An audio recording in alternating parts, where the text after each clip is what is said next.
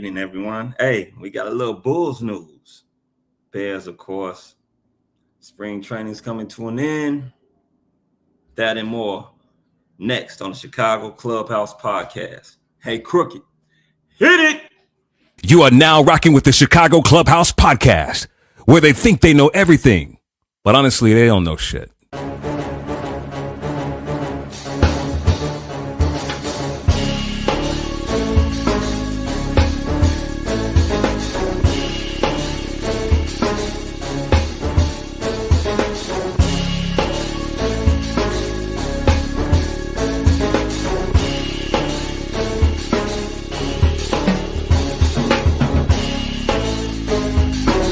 These summer league games and they tell you about these new up and coming coaches. I think we should get rid of every motherfucking owner in Chicago. Enzo and Caruso, both when they are on the court, are like your defensive generals. But they need to get that strong safety who's not scared to hit somebody.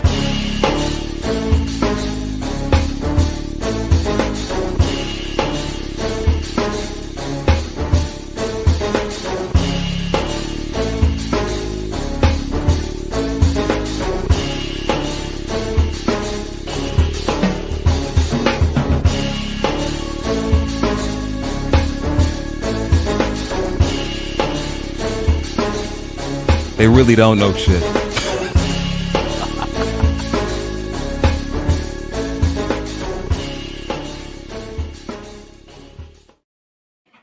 Welcome all you Homo sapiens out there. I'd like to welcome you all to the Chicago Clubhouse Podcast, where we think we know everything, but trust me, we really don't know shit.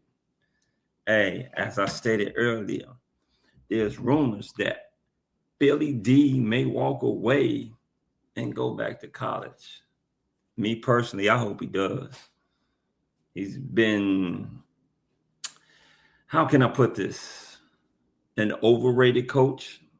I think he's been riding on the success that he's had, or that he did have at Florida, winning back-to-back national championships. But look how long ago that was.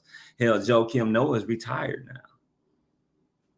He's one of the few coaches in the NBA that's gone and had losing record after losing record after losing, well, I should say losing season after losing season after losing season, and still has his job.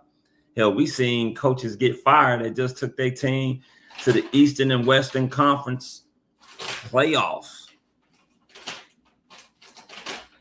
And they sat up there and got fired. And here it is. I think Billy Donovan, I don't know how many seasons. I'm just taking a guess here.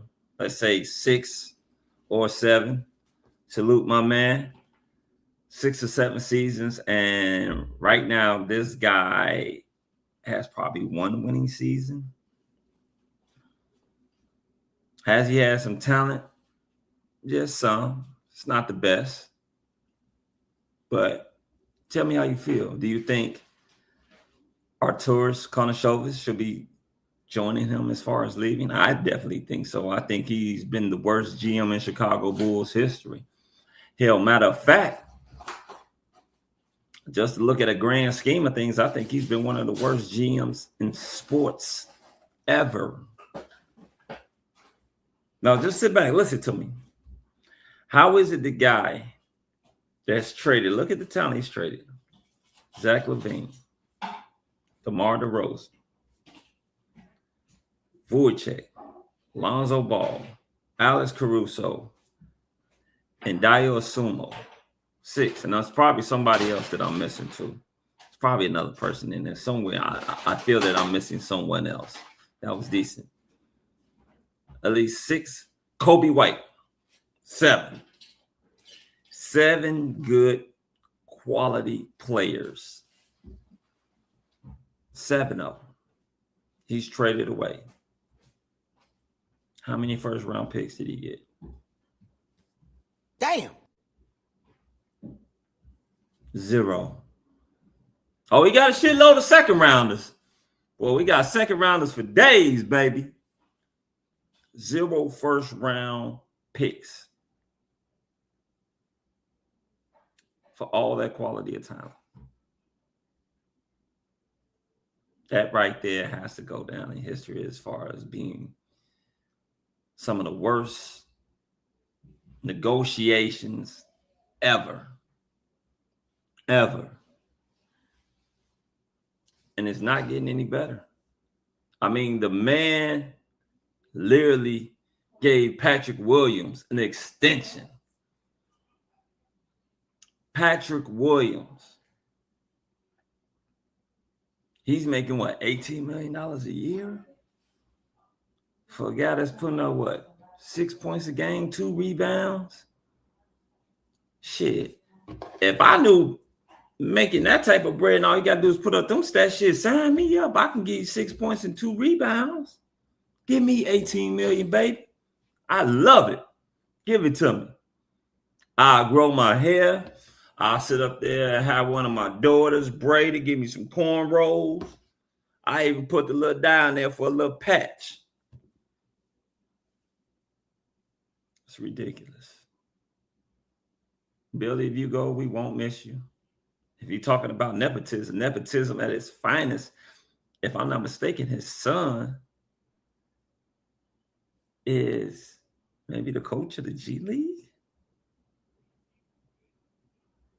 It ain't about what you know, it's about who you know, and apparently it ain't about what you do either. Because he ain't done shit here. But that's my little rant. So without further ado, I'm going to go ahead and bring in a member of the Dream Team. We're going to be a little short tonight, but it's all right. So first up is my man that knows all the stats from the 80s and the 90s and the 2000s, my boy JB. What up? What up, man? What's with that Jaden Daniels shirt? Yeah, just Jaden Daniels shirt. Brother, Hey, spread the love, man. Spread the love. Can't wait to get my Justin Fields Chiefs jersey next. Nah. I'm here to tell you right now, we don't care. Let me tell you something. We don't care. I won't be getting a Caleb Williams, so. But yeah, that was to me. This is just a bunch of decisions going bad from top to bottom. You get AK here because of what he got attributed with doing in Denver, which he really didn't do. It was actually their GM. Then you bring in Mark Eversley, who's supposed to be the GM and who does no GM work because AK does everything. You bring in Billy Donovan, and all Billy Donovan does is repeat what every other Bulls coach has done, from Hoiberg to whoever. This looks like Gar Pax all over again.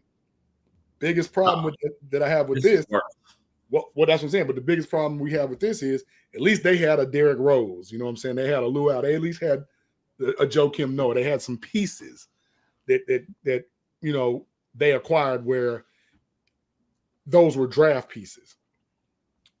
We haven't drafted anybody of significance. Over the last 5-7 years, I think our best draft pick is Kobe White. Yeah, that between Kobe White, maybe Io. Io second round pick. Yeah, second round pick. Yeah. We can't do nothing in the first round. We draft Dancing Dalen Terry. We draft Patrick Williams. You know. Yeah. And that's just one of the things where, for me personally, we draft a French dude that don't even come over here. No, he came here. He tore his rotator cuff.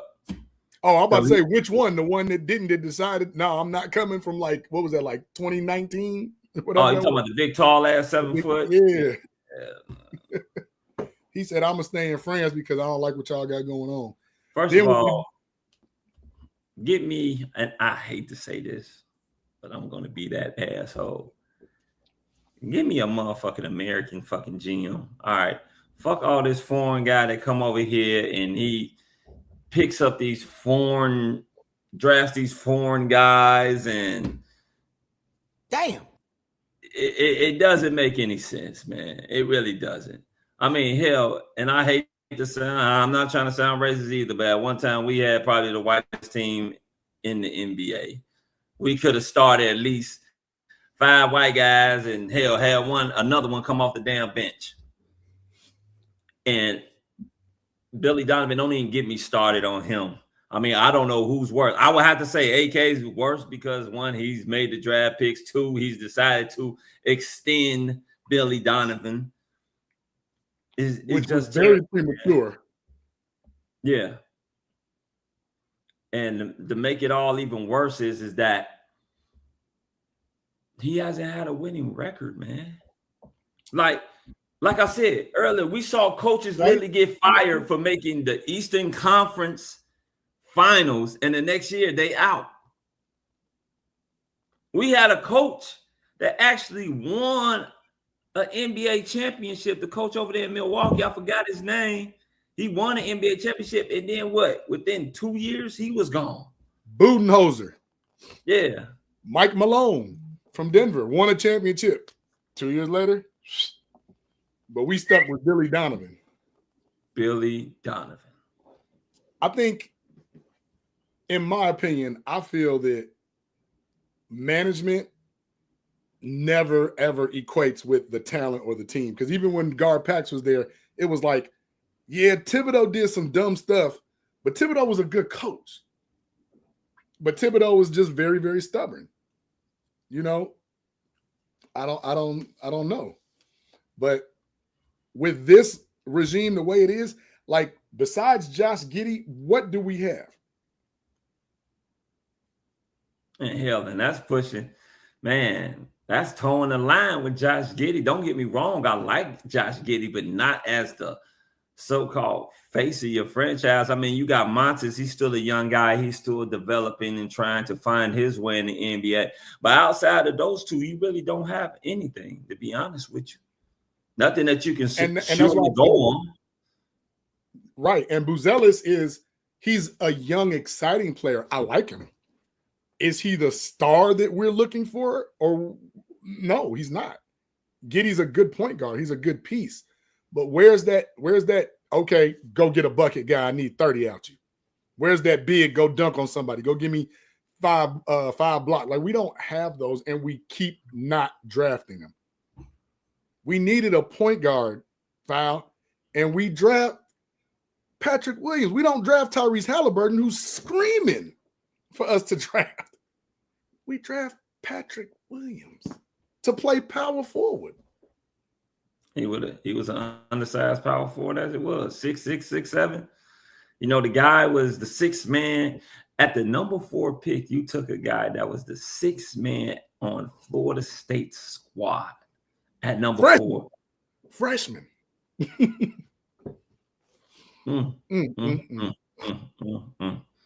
Damn.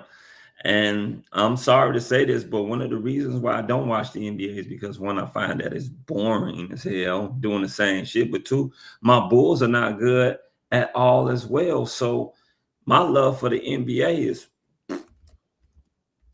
there's nothing like the last, let's be honest, the last 3 to 4 years, there's really been nothing to talk about when it comes down to the Bulls. I'm going to bring in our other member as well, the mouth in the South. Oh, he's here tonight? Yeah, he's here tonight. He's from Chicago, but he's the mouth in the South, Mr. Chicago. Fellas, what's going on, man? It's spinning. What's going on, fellas? How y'all? I'm living, man. Living and maintaining. How y'all living?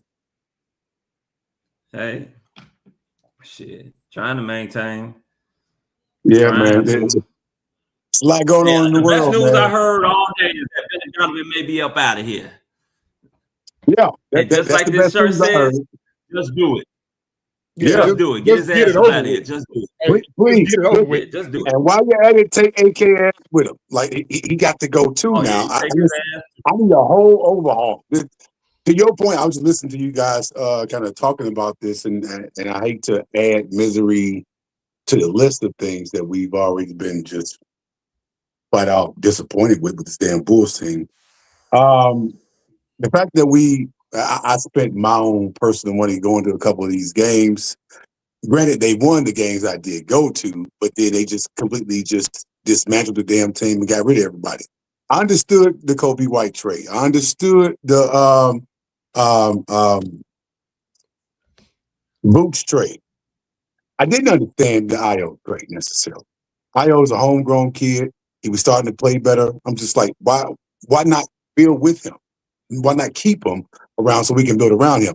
I love Buzella's game, but Buzella's, he's like a second option. I don't think he's the guy that can lead us, at least not right now.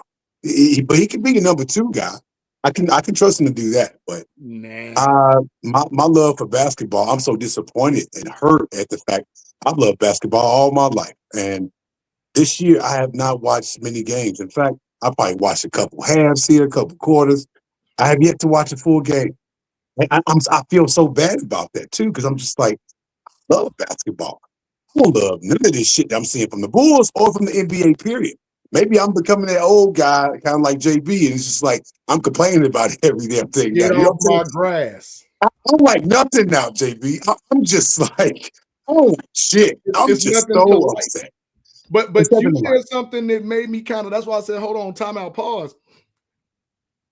I don't understand the Kobe White deal after you pay him and you don't get a number 1 pick for him. Yeah, I agree with that. Yeah, I don't understand that part.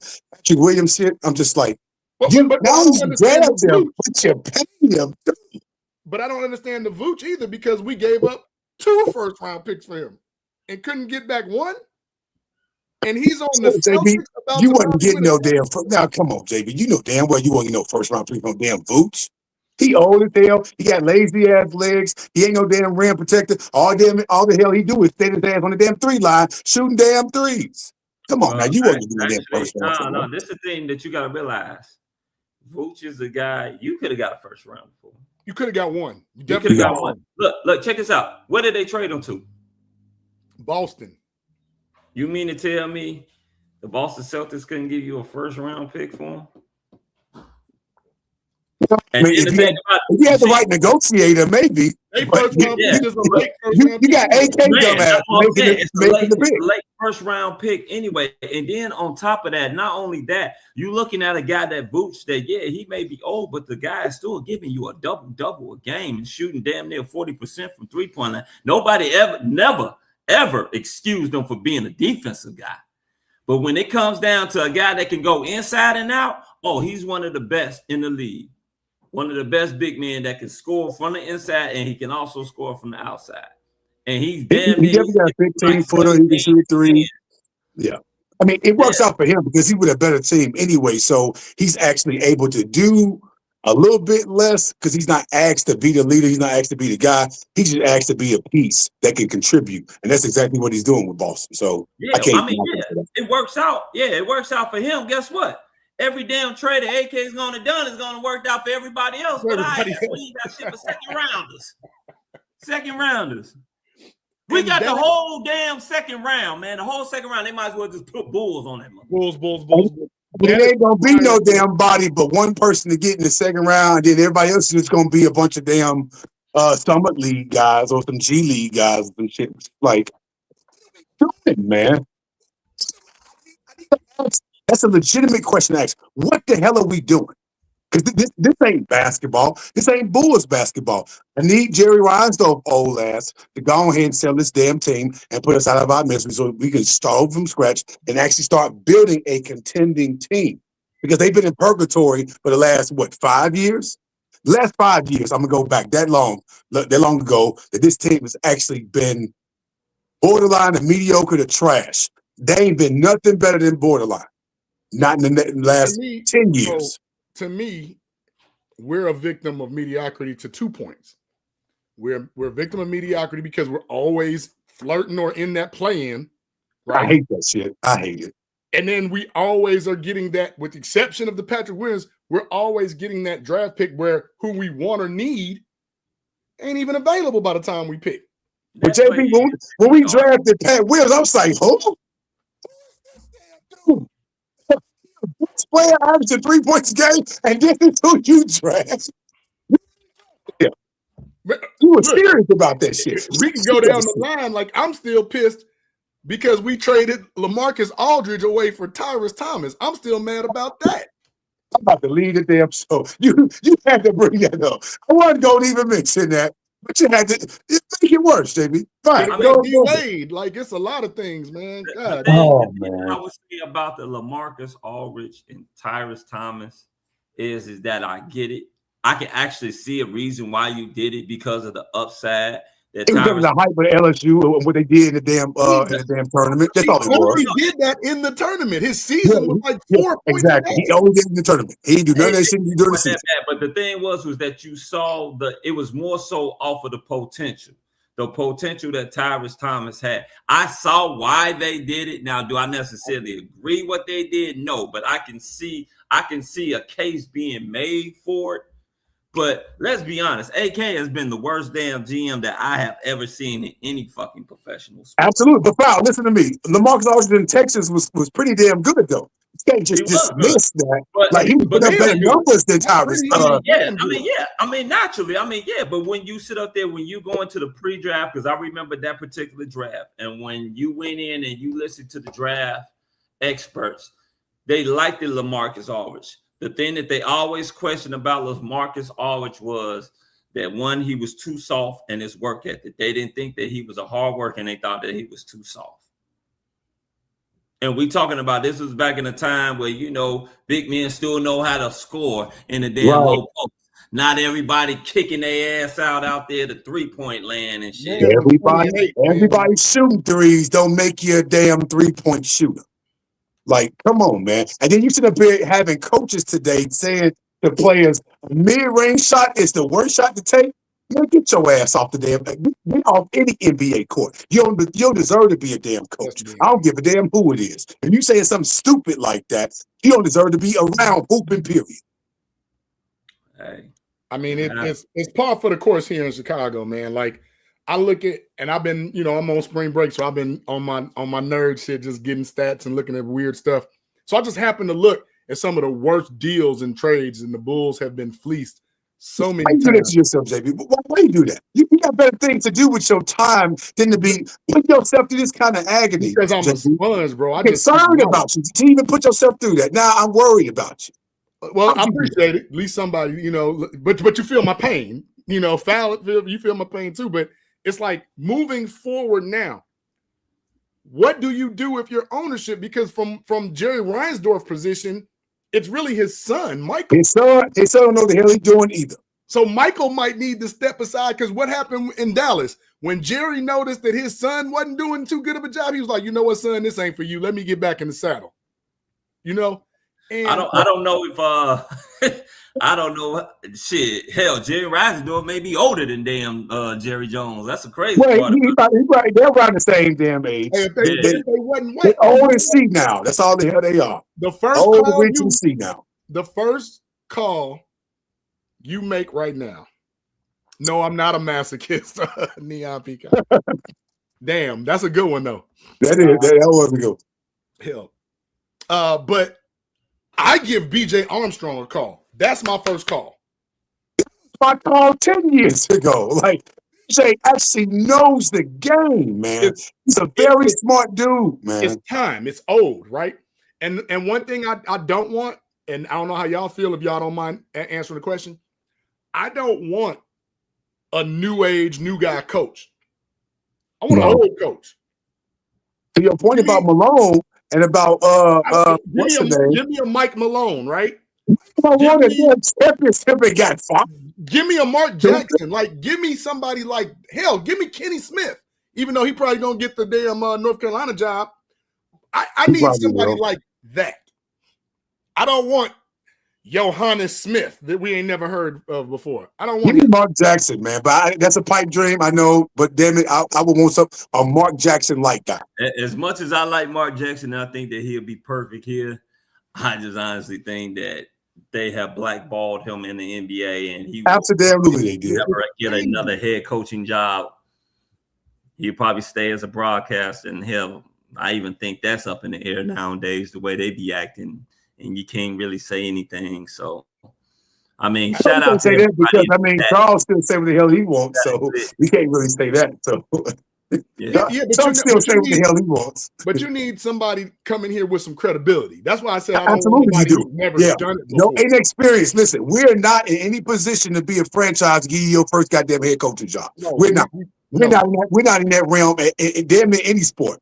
In no sport. We ain't that way with football, basketball, or baseball. We need you already experienced, knowing how to move this engine and move it the right way, in the right direction. We don't need you taking your driver's ed test for the first time in a damn school bus. No. I mean, that sounds fine and dandy, but the thing is, at the end of the day, you got to have the right front office person to even bring in the right coach, who therefore maybe can bring in the right players. Let's be honest, the Chicago Clubhouse Podcast, we are a podcast where we talk about Chicago sports, all of them: Bulls, Cubs, White Sox, Bears, Blackhawks, Sky, Fire, whatever. The thing is that Chicago sports has been bad for the last couple years, and the Bulls have probably been one of the worst, and there's really been nothing to talk about other than I don't want to get my blood pressure up talking about how incompetent the front office is, how incompetent the coach is, how terrible the damn players are, and yet Chicago, being one of the best sports cities in the world, comes out and supports their teams no matter what, even when they're shitty. The city deserves that. They always sell out. Chicago, shut that enough, man. No damn Boise, Idaho, or no damn Des Moines, Iowa, or no damn Albuquerque, Mexico. It's Chicago, man. No, you're right, Braylon. We don't need a college coach. Well, absolutely not. Donovan deserved to keep his ass in college. He should not be in the pros anymore. Well, we don't need a college coach, but there is a coach or two that I would accept from college, like Eric Musselman. I would accept him because he's been the head coach of the Sacramento Kings before in his life. He has NBA experience. He always has a top 5 recruiting class. He knows the game. I can take an Eric Musselman. You take Bill Self? I think so. Yeah, but Self had his chance. He didn't want to come. Man, no, he didn't want health problems, man. Shit, and he got health problems, right? Yeah, I forgot about that too. Yeah. Hey, I got breaking news, everyone. Breaking news. Yes, sir. The Green Bay, Wisconsin has just legalized dating your first cousin. Breaking news here. Brother, Oh man, Seth Rollins Bear Down broke that news. Oh, that is Seth hilarious. Bear Down, baby. Breaking news. Breaking y'all news. killing me with this.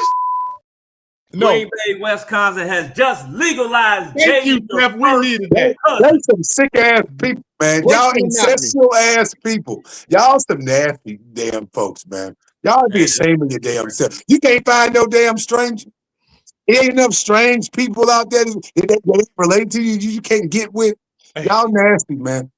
Boy, hell got a place for y'all, man. I tell you that one. Speaking of that, though, are we ready to get into something before we get into these these Bears? I wanted to get your opinion on something slightly outside of Chicago, but just sports related. Y'all know Fal, you know, Mr. Carter, you may not know, I have a huge affinity for boxing. Like, huge. Like, all right. All that. You know, I'm looking at this Clarissa Shields thing about Rolly Romero and how she's calling him out to fight him and how she gonna dog him and whoop him and yeah. So dude is like what is he, a junior welterweight, about 140, 140? He's a welterweight, yes. Yes, he is. I follow boxing stuff, especially the last few years. I've been getting closer to boxing as well, so I'm with you. So she's calling him out because there's like, I guess nobody else for her to fight, but she's like, I can be the man. And I'm thinking like, well, that Layla Ali shit didn't go well because Layla's almost 50, if not 50. And she that would anyway. Be another Mike Tyson exhibition fight at this point. But she would have beat him. I mean, Layla got 21 knockouts in 24 fights. Like she would have dogged you anyway. 20 years ago. Time machine, right? Yeah. But then it's like, and then she can't fight Alicia Baumgartner because Alicia Baumgartner is big. Although she's great. However, you want to fight a man. I just thought, like, what is the world coming to now where we're actually listening to people trying to promote this fight? They're idiots. They're idiots. Listen, man. And I appreciate you're going to be ostracized. I appreciate that brother coming out saying, listen, that's not in my character. It's not my moral compass to hit a woman. He said, listen, I'm not doing that. And then, listen, I love Clarissa. I think she's a badass. I love her attitude, her personality, her makeup, all that wonderful stuff.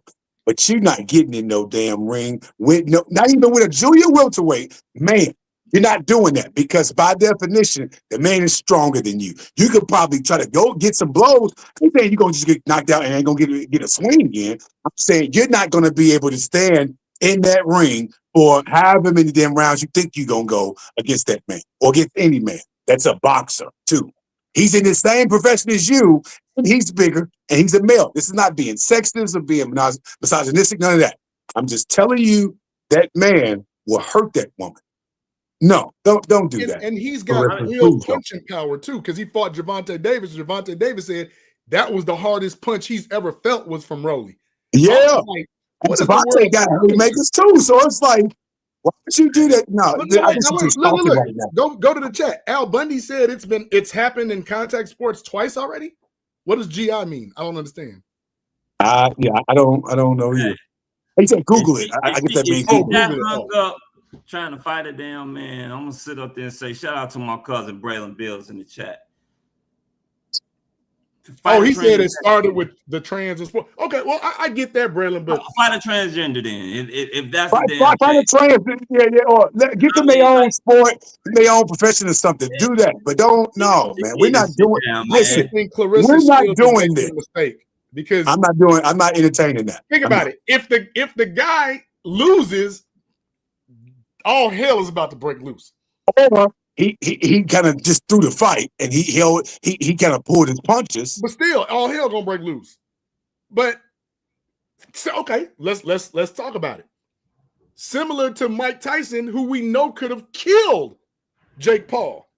That was a money grab, and we all know that. But what did Anthony Joshua do? I'm hating it so much, I didn't watch that shit. But I saw a clip of it. I thought I needed to see.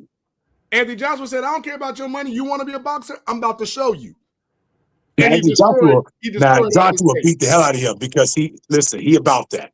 Joshua one of them guys, man. So he a heavyweight. But that's what I'm saying. Like, let's not get in there and just act like boxing is just anybody can do it. And I'm not saying anybody can't fight, but everybody can't box. Right. It's a very big difference. But you ain't listen, because it's about endurance too. You got to be able to endure the punches as well as be able to deliver punches too. And that's for several rounds. You're gonna get tired after a while.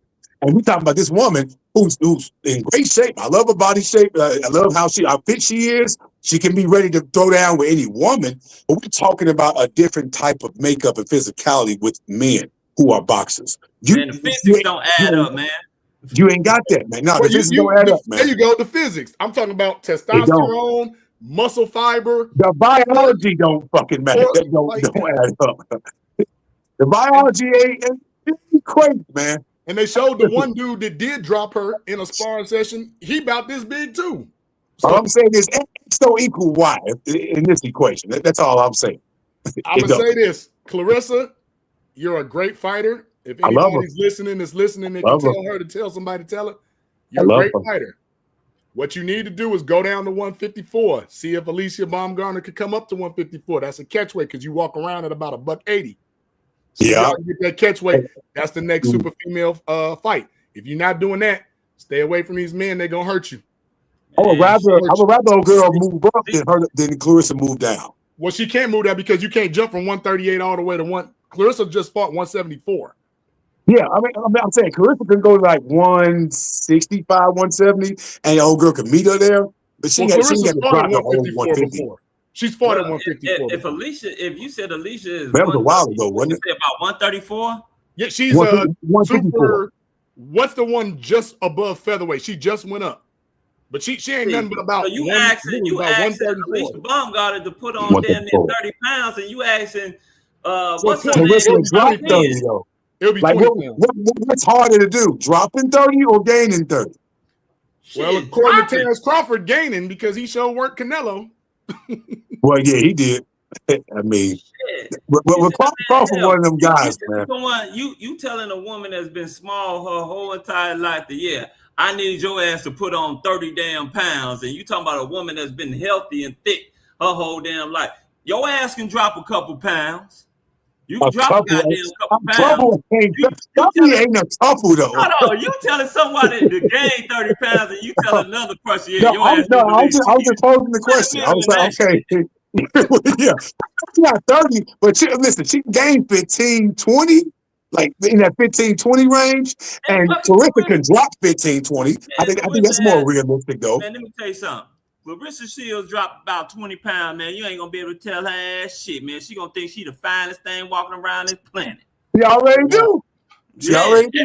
And you see how much weight she got on her. Tell her sit up there, drop another 20 with that shit firm and nice. Shit. You ain't gonna be telling that motherfucker shit. Listen, when you got the kind of money she got, she can easily get that back. That's nothing to her. So, we see how she trained. I'm gonna take one of them goddamn shots, man. That has to be all right. Let's go. Let's talk some bears, goddamn. That motherfucker shit lose that 20 pounds like it ain't nothing. Next he one, want to take the shot, man. He want to take the shot. Now she gets suspended. Now she getting held out for the damn fight because she took the damn PED, man. Yeah, shit, fuck it. Take one of them goddamn shots. She be all right. Majoro. I was about to say, whatever. I think Majuro's the one the one you can't take, right? Ain't it the one you can't take? Hey, take the one that you can take. Shit, she'll drop about that 20 pounds. Her ass will be ready. Shit. Look, and they own at night every infomercial. Yeah, it definitely is though. It takes the sound effects too now. Work out, that motherfucker be out there thick and the ass popping, legs thick, arms ready, shit, face skinny, shit. There be rumors about her ass dating or messing around with somebody else. That motherfucker, you couldn't tell the shit. Papoose, whatever his name. What's his name? Papoose? What's his name?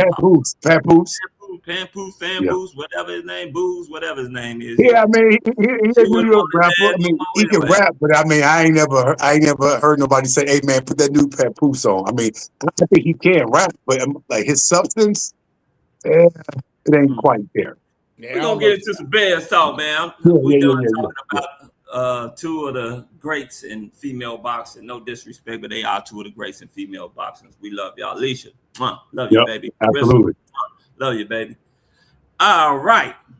So, fellas, hey, I did a little research, did a little thing, okay?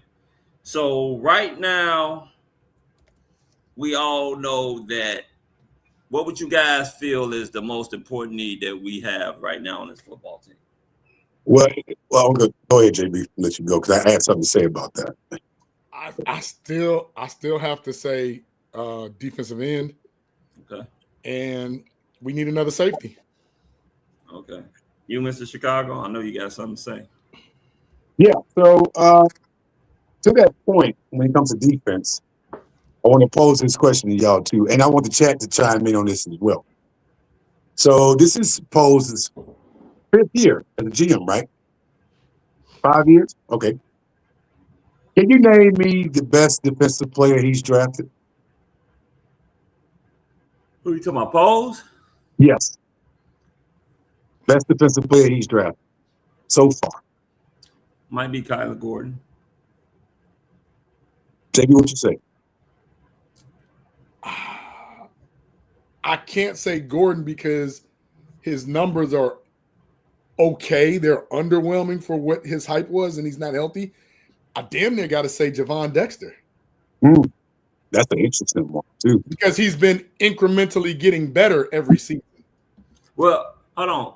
When you sit up there and say that his numbers aren't there, what exactly are you talking about? What numbers are you expecting from a slot corner? Well, so my thing with the slot, if you go back to old nickel football, the slot played that hybrid position, right? You were like a corner / safety. If the tight end was getting off, you go to nickel, you put the tight end, and the tight end was guarding, the nickel back was guarding the Ozzie Newsomes, you know what I'm saying? It was guarding the Emory Moorheads and stuff like that back in the day.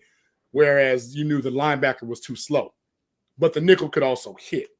And what I'm saying about Kyler is, as good as he is, for what the Bears are lacking, I don't see the production. I don't see the interceptions.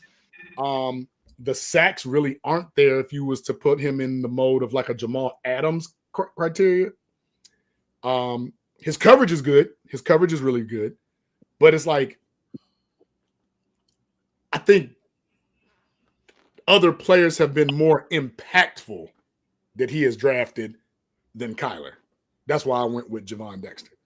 Okay. So the reason why I asked that question, a couple of reasons. One being that look at the list from 2000. We gonna skip his first year because we knew the Bears were in the shit show, salary cap hell, didn't have many draft picks to work with. So we're not gonna even include his first year as a GM. That's thrown out the window. Well, wait, don't you have to because that's Kyler and Jaquan Brisker. Kyler and Jaquan Brisker. Well, and I didn't say Brisker because Brisker's gone. So true, Brisker's gone.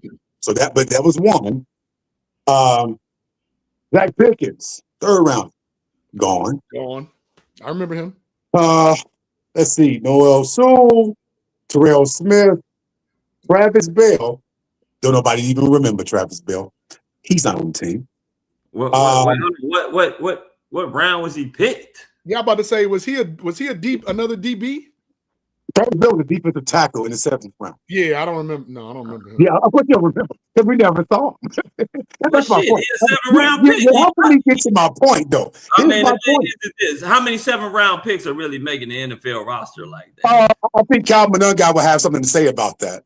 I said, how many are making it like that? Not to say there's none that's not making it. If you making it as a 7th rounder, shit, kudos to you. All right, so here's another thing. Dominic Robinson was also drafted 5th round. So it's like the 5th round. Tyreek Stevenson, 2nd round. Mm-hmm. Who else did we miss? You said first round grade, if I'm not mistaken, though. 1st round graded. You talking about Tyreek Stevenson? Stevenson, you can say like late 1st round. You can say that. He's only had 1 3rd round pick where he's actually did something with. And that was Zach Pickens. Poles has been terrible with 3rd round. Pickens, I don't know. Pickens didn't play either. Because he wasn't good enough. And he's no longer here. He's no longer here, JB. So my point of bringing this up, too, is that how many of these players, defensive players only, we only talking about defense because that's the priority in this upcoming draft. How many of these players were even worthy of a 2nd contract to you? Out of what you just named that's gone or what we still have? Okay. Glad you said that. And the one we still have. Because I was going to say in totality, everyone that he's drafted defensively, these players are worth the 2nd contract. Oh. Yeah, we finna get into this. Well, let me say something first before we even get into that. You know, majority of them guys that you said, what's wrong with them? They hurt. Thank you. Some of them are, and some of them just think that good. That's the thing. That's what I want to get at. Majority of them players that you're sitting up there talking about, majority of them are hurt. And all of them. All of them are hurt. All of them have been hurt. All of them. Some of them aren't even here anymore. Yeah, but all of them have been hurt, though. Every last one of those ones that I mentioned that Poles have drafted have been hurt. Yeah. But they also, most of them have not been good enough. Dominic Robinson, who used to play receiver, came a defensive end. How did that work out? Zach Pickens, who we heard so much from what was it, South Carolina? South Carolina. Yeah. There was this guy. Didn't even see him have their time on the field. Who we all love, who we all saw potential in, coming out of Penn State. We knew how good he was.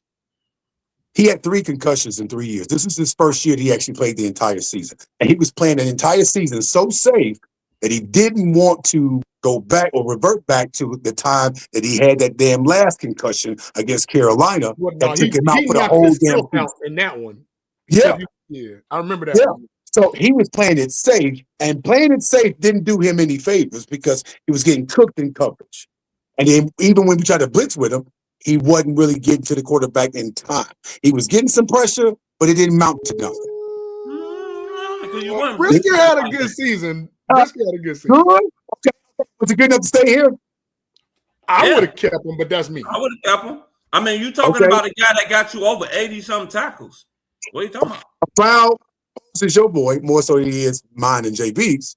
Why did you not keep him? Huh? Why you didn't keep him? Well, the reason why, let's be honest, the reason why he didn't keep him was because of the concussion situation.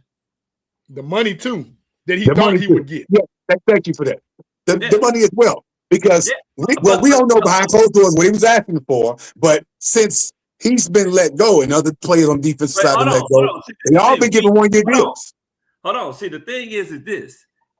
We don't know what he asked for. What we got was what they were sitting there projecting that he was going to sit up there and demand. That's what we got. We don't know what he asked for. It's all speculation. We don't know. You're absolutely right. But with that being the case, though, we didn't know if his impact or if his season was so productive and so good, there's no way a sensible GM is going to let that guy walk out. Do we know? Foles to be sensible? I can't. You know what? I'm with you until I'm not. Okay. When you sit up, when you sit up, when you pull up the stats, okay, and you say first year, 15 out of 17 games played, 1 pick or however many picks, 4 sacks. Remember, he actually led the Bears in sacks his rookie year with 4, which was another problem. But he led the whole team. Crazy, ain't it? Yep. The very next season, he also played 15 games. It was that next season because that next season, I believe the concussion lingered from the end of one year over to the next. And then after 5 games, his third season, he got hurt again. And we didn't see him for 13 weeks. But I'm saying that was the second and third concussion. Yeah. I'm talking about the third concussion when we didn't see him week 4, then we didn't see him no more the rest of the season. That's what I'm saying. Let me run down his stats for you. I know him by heart. Yeah, I know the first 2 years. He had 104 tackles. Yeah. He had 4 sacks. He had 4 sacks. Yes. Yep. I remember that. He played 15 games that year. The next year he came back. 15 games, had 105 tackles. Yes. Then, like you said, 2024 was the year that he knocked his damn self out. In the Carolina game. He played 5 games. Correct. Then he came back this year, played all 17 and had 93 tackles. 3 tackles and 1 sack, 1 about pick. A guy that on average, when healthy, is getting you about 98 tackles a year. Maybe about 95, maybe. From the safety position. Listen, we have to talk about how problematic that is because if the damn tackle is leading to the safety getting it and not our linebackers and defensive tackles and interior linemen, then the third level, that's a damn problem. That's a big ass problem. Would y'all say that? Would y'all agree with that? What's that? If the safety has to be one of the lead or one of the team leaders in tackles, what's your damn second line of defense and your first line of defense doing? Or not doing? Well, hold on. But see, the thing about it is like even if you go there, Tremaine Edmonds was still giving you 100 tackles a year. And so was TJ Edmonds. Tremaine wasn't there. Tremaine wasn't there that first year. No. Not the first year, no. The thing is this. Tremaine's been there the last, 3 years? 3 years. He wasn't there. TJ actually led us in the first year that him and Tremaine got there. TJ led us in, I think he had like 150 something. Yeah, so Briscoe's been here at least 3 years. Yeah. You know what I'm saying? So, I mean, he had 105 tackles when Tremaine first got there. Then he had the concussion year where he's jacked up. And then this year when Tremaine was there, he had 93. So you're still having the tackles. The thing is this. What you have to realize is that in Jaquan Brisker, you had a reliable tackle safety. Tackler, but not very reliable in coverage, though. Huh? No. I won't say he was everything we wanted Eddie Jackson to be when Eddie Jackson was playing out of position. Because remember, Eddie Jackson stopped tackling. He was great. Wasn't a great tackler. Was a great tackler. Wasn't great in coverage. That's what that was, JB. I'm agreeing with you. I'm agreeing with you. He wasn't the best. I mean, the thing is this: when coming he out was of college, middle of the road in coverage, but he was a great. When coming out of college, the 2 things that Ryan Poles selected, the reason why he selected Kyler Gordon and Jaquan Brisker was because they were 2 of the best in coverage in college. Neither one of them allowed a touchdown, whatever their last year in college football. Kyler, no Listen, touchdowns I watched in him 2 at Penn years. State. Jaquan, I think 1 touchdown his whole career. Yeah. Yeah. So those guys. I watched him at Penn State. I know how good he was. But the reason why I asked that question was because how many of these players have Poles drafted that are even considered to be one of the best in their position, or even an All-Pro or a Pro Bowl? We ain't had one yet. Kyler Gordon is. What are you talking about? That's potential, but I'm talking about action. It's not potential. It's facts. He is one of the best cover corners in football. He didn't. Has he been deemed that by his peers? He became the highest paid nickel in football because he was one of the best in football. You're not just paying him that just to be paying him that. You can find nickel cornerbacks any damn where. I would agree with that. Listen, I would agree with that if we didn't have some overpaid ass players who wasn't worth nothing. But that's a different story for another day. My point is, by his peers, by his own peers in the NFL, is he deemed one of the best at his position? I guess so. I mean, how many people talking about the nickel corner? You don't hear people talking about the nickel corner. Playing. A lot of defenses weren't playing like you. I've never seen a nickel corner drafted that high anyway. Normally, it's a third string that's converted or a second string that's converted to the nickel. And you can blame that on Eberflus. He the one that turned him into a nickel corner when I thought they drafted him. That's what I'm saying. He's not even by definition, he's not a nickel corner. He was turned into that. He's actually a corner who can play coverage. He's pretty good at coverage. But he was a shutdown number 1 corner, is what he was. Yes, he was at Washington. Absolutely, he was. Yes, but my thing is, by taking that away from him, now you're taking away his core thing that he's good at the most. Versus, but let me ask you this: that first year when we saw Kyler Gordon, we were like, "Man, Spider-Man, we got one." 3 picks off the bat. He was hitting, you know what I'm saying? 70-something tackles. Played 14 games. Had a couple knick-knack injuries. Right. Then that next season is like, man, Kyler Gordon back. He hurt himself. He in and out the lineup. Some games he started. He didn't play the first 5 games of the season. Well, no, I'm talking about his second year. Because remember, his second year was the year that Justin and them went 7-10. Like they could have done better, but they didn't. But Kyler was in and out the lineup because he was hurt, so he wouldn't start as much, and he would come in spot duty. The last year, which was Caleb's first year with Eberflus, he played 15 games again. He just didn't have the stats. He had more tackles, no picks, no sack. Like he didn't do any of that. Last year again, playing that soft coverage don't ever help nobody's career. Playing that damn Eberflus defense, that's not going to help them no damn way. He didn't. But you got to listen to what I'm saying. He was put in a position where he was not able to succeed due to injury and position. He had to learn his position and learning Eberflus. And if you go look at the Colts, when we got Eberflus, if you look at that defense and you look at what Dennis Allen does, those are 2 completely different defense. They couldn't be more different than me and you. Absolutely. Not night and day. Yesterday and next week. Absolutely. I'm agreeing with that. My point is about Gordon, though, because I need people to understand I love Gordon, but I can't depend on him when I can't depend on him. Because I quiet as kept. I can actually go back in that Baltimore game and the first time we played them Green Bastards. And have we had Gordon in those games? We're winning those games. I'm almost certain of that because of the impact and because of the physicality and the production that he brings, that could bring, but I can't base it off hypotheticals with him. I need him out there in most critical moments and critical downs in certain games that we played this year. Just like we could have got that game had he been out there. Yes, but what I'm asking you, and Fal, you can fact check me on this. All the games that he played years 1, 2, and 3, mind you, him and Jaquan came in together. Same draft. Yep. Each one of them had 1 year where they had multiple injuries. Yep. And Tyler's was last year.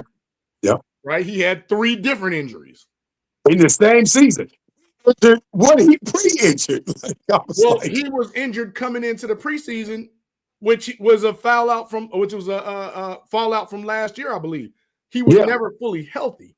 And then he came back. He rushed too fast and came back. And then re-injured it during warm-ups. My man right here, my man John King Bravo Stockton said that they can put them all over the field. This is coming from your defensive coordinator, Dennis Allen. The thing about Kyler Gordon, his first year he played 14 games, have 71 tackles. Yes. That's coming from your nickel cornerback. And 3 picks. Second year, and 2 picks. Yeah. No, 3 picks. I'm sorry. 3 picks. His second year, he played 13 games. Has 61 tackles, 2 picks, and he ended up with 2 picks that year. Then the following year, he sat up there and he played 15 games and had 75 tackles and got paid. And then last year, he sat up there and he got injured and he missed the majority of the season. So my thing is this: you get paid to be the highest paid player at your position. And he got paid for that. He's very good. I mean, because I don't know too many that's getting 71, 61, and 75 tackles. But that's good. Wait, that's good for a corner. That is good. Absolutely it is. I'm 100% agreeing with that. Yeah. He can blitz. He can do. The defense is totally. I don't know if you paid attention to the games though, but with him and Jaquan Brisker, when they play together, the defense is totally different. We saw that when they played the damn Rams. The problem is, how many games in totality have we seen them play together? And that's true. Yes, I can't argue that. Yeah, I can't argue that. And my thing is too, if we're making this argument about just Kyler Gordon, that's one damn player foul in JB in 5 damn years that Ryan Post has drafted defensively. That's once again. But see, this is the thing. This is where you go over the top and you don't actually sit up there and pay attention. What do you expect if he's drafting players and the players are hurt? They're getting hurt. What do you expect him to sit up there and do? It doesn't matter if they were first round picks and they could have been future Hall of Famers. If they're not playing, it doesn't matter.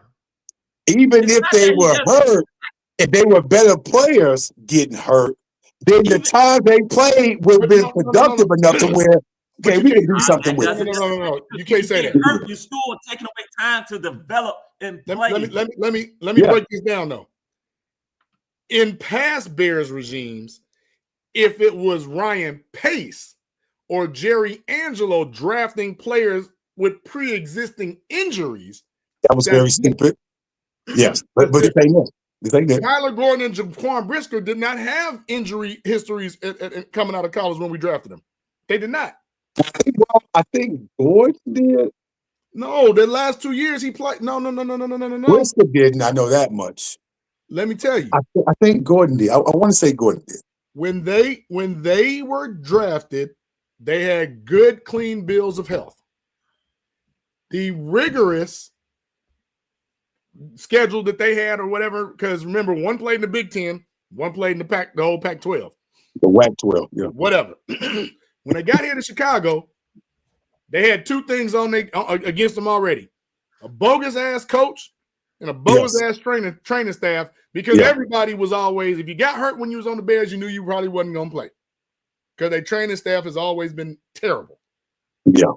We not going to deny that. They just never have been what we wanted.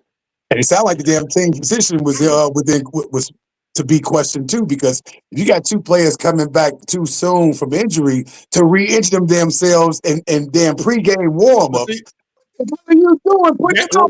That's the new guy. So you got rid of the old people and got the new guy, and the new guy's still messing up. But I was going to say this to what John King Bravo Stockton just said. When your DBs are making all the hits and the tackles, they're taking on hits that they normally don't take. I'm agreeing with that. I agree 100% with that. And that's what I was going with it. The rest of the damn defense ain't doing their damn jobs. That's not on point. They're not good enough. But let's go to that. Let's look at the linebackers that he drafted. Let's look at the defensive linemen that he drafted. No. You see. I know what you're trying to do. I say defensive players, JB. I didn't specify just one position. But a lot of it was because Roquan wasn't getting hurt. Roquan was playing. I get it.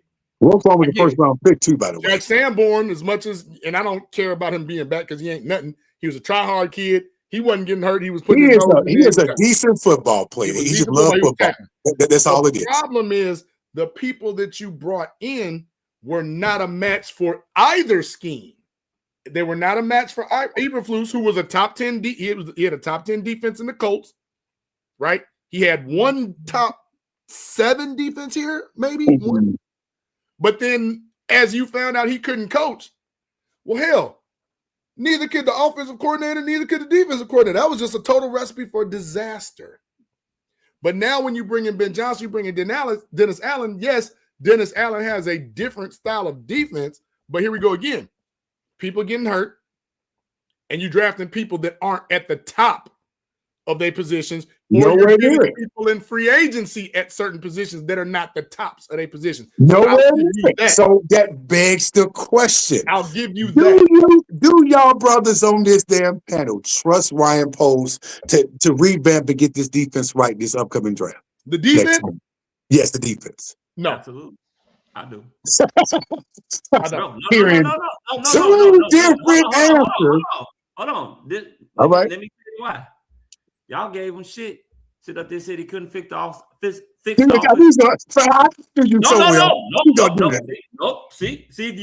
you want to, giving them credit. Listen, if you want to talk turkey, let's talk turkey.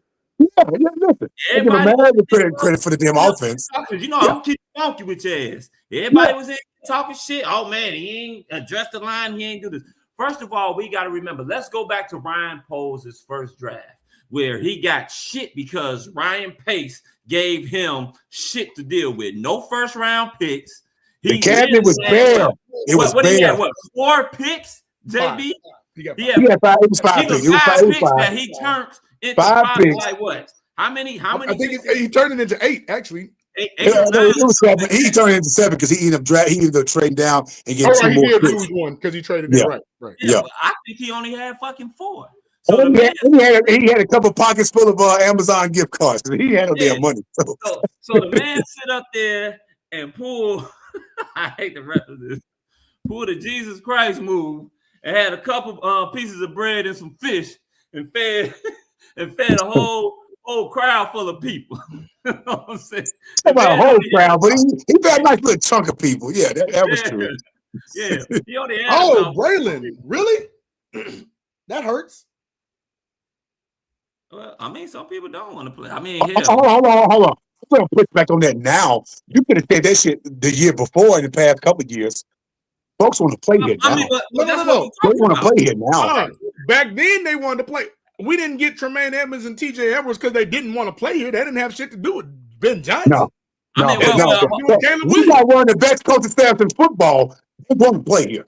No. We got one of the most talented quarterbacks in the league. You want to play here. Listen to what he said.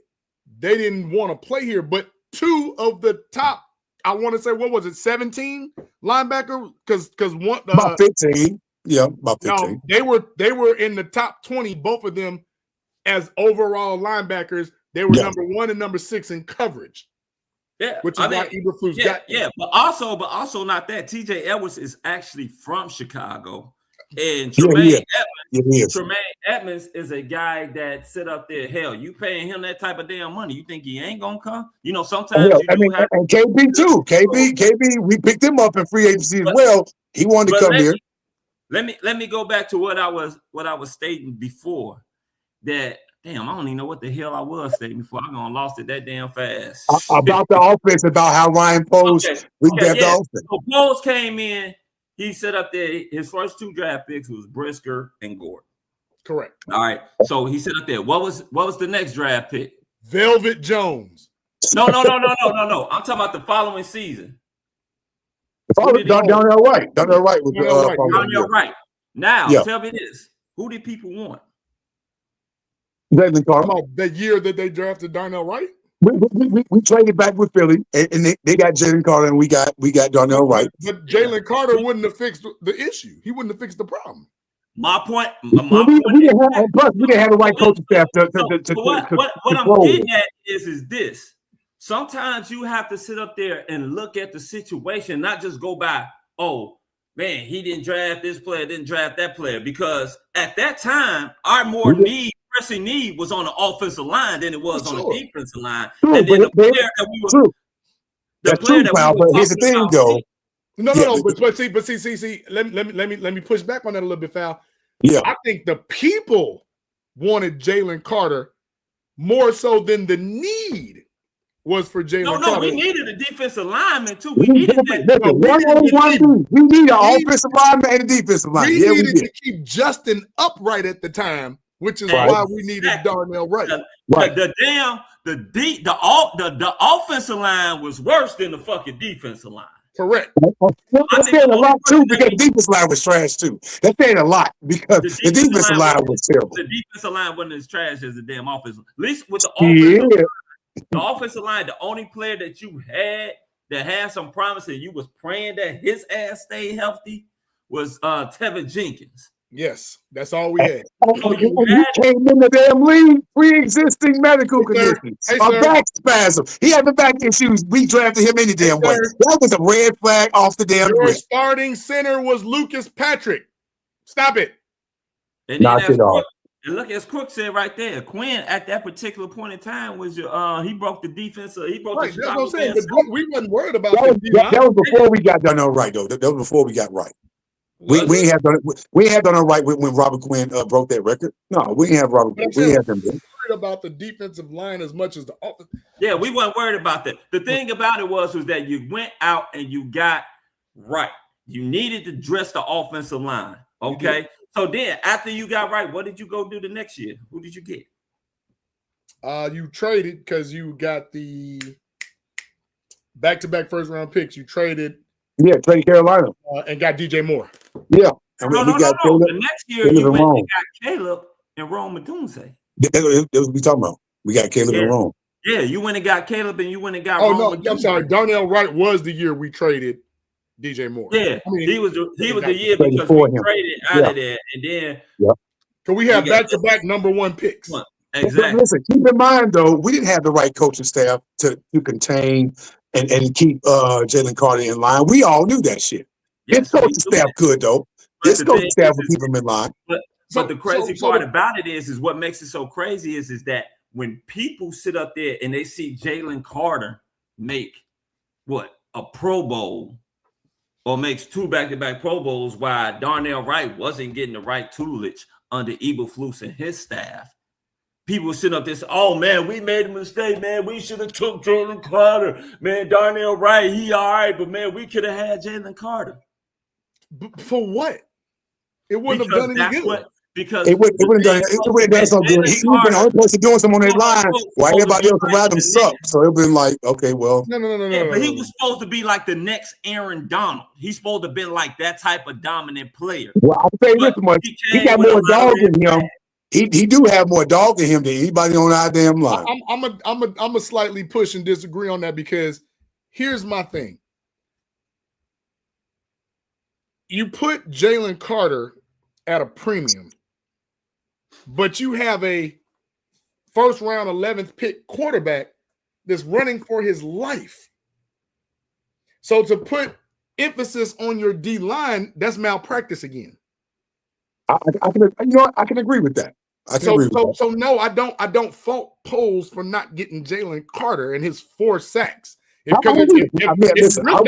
you really want to do this, you can say Javon Dexter and Jalen Carter. Damn near Javon Dexter got a slight edge. Oh, I wasn't supposed. My bad. You don't want to talk about that because I'm gonna tell you this much. It's a 6'7". We don't know what it is. I'm talking about stats, and that would bring out a lot of the whole people that's not fans of Javon Dexter and can I be honest right now with y'all right now? Yes, John. Yes, Can I be real frank with y'all about this? And this is no knock to Dexter at all. I actually like Dexter, but I don't think he's a world beater. I will say this much. This goes to show you that the University of Florida don't make good defensive players like that. They don't. We're gonna be real about this. We watch college football. You know what the hell you see. The last damn best. One of the best damn defensive line players they've ever drafted was Javon Curse. How many years ago was that? About 25 years ago. God, that was a long time ago. Yeah. They don't make good defensive players. They just don't. No, because Alex Brown was good for us. I'm gonna take Alex Brown. I'm gonna take We Alex. didn't draft Alex Brown though. We did draft. We Alex. did. Did we draft Alex Brown, or did we pick him up in free agency? No, 3rd round, right? Yeah, we drafted Alex. We drafted Alex Brown. Okay, that's 2. Okay, that's 2.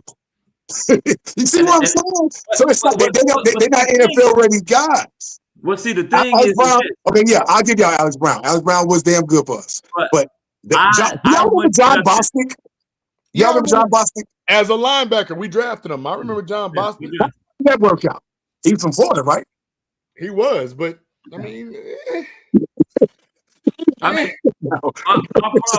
what I'm trying to sit up there and tell you is this: Javon Dexter is a good player. Is he? The thing that people don't like about him is that the man has 6 sacks at the DT position. 6.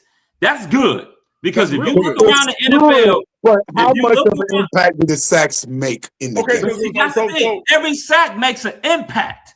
It's the timing of the impact is what you're referring to. I said every sack makes a difference. All sacks ain't created equal. We know that. Unless it's all like sacks are not, but that a comes 4th and 1. But that comes because the thing is this. The reason why I said that, JB, is this, because if you sit up there and you sack a person, let's just sit up there and say it's 2nd down and 5, and you sack them on 2nd down and 5. Now it creates a 3rd down and 10, and they pick up the 3rd down and 10. People are gonna forget about the whole sack that you got down there, 2nd down and 5, that gave them a 3rd down and 10. Correct, because you know why? Because a guy like Hargrave or Jonathan Allen, I wouldn't even go so far as to mention Aaron Donald because he's another stratosphere. But you're missing names. Those other defensive tackles, they making their rounds to make an impact damn near every down instead of 1 down every 4 downs or some shit like that. Then you know it's a difference between him or them and Dexter. I like Dexter, but it's like, is he worthy of getting a 2nd contract with this Bears team? And I'm gonna tell you right now, at this moment, no. I don't think 6 sacks is gonna give you. It's not enough to give you a 2nd contract. Tell me this: he's not worthy of getting a second contract. The man he went from having 4 sacks, maybe the previous year, or 5 sacks. Then he moved up to 6 sacks, and he's not worthy of a 2nd contract I'm so confused right now because what are we talking? We're talking about a guy that has incrementally shown improvement every single season. The man lost weight last year, so he can sit up there. And rush he did. He didn't have the breakout year we thought he was going to have. Okay, wait. What are you talking about breakout? You went from 2 sacks to 5 sacks to 6 sacks on this BS line. And then you're I mean, not to say that him and Sweat. This line was one of the worst lines when it came to getting pressure, when it came to getting sacks on a damn quarterback. But you know what you did though? You drafted a read and react 1-tech tackle to be a dominant, aggressive 3-tech. He's learning on the fly and so who drafted him? You're going back to my original point. Drafted him. I tell you what, hold on. I tell you what, I would rather have him on this line moving forward than Jalen Carter. That can be argued. It can be argued. And the reason why I sit up there, I'm not gonna say yay and nay. Because Jalen Carter got gold around him, and he just looks average. He looked average the year they won a damn Super Bowl. So let me tell you this right here. So you're talking about a guy that came out of Florida that was a read and react. The man came out 6'6", 330 pounds. 330 pounds. He should have been a 1 technique. He was a run stopper. So if you sit up there and say, hey, Javon, I need you to go back to that 1 technique. I need you to sit up there and put some of that weight back on. If you can sit up there and from the 1 technique position, give me 6 fucking sacks. Okay, 6 sacks. Listen.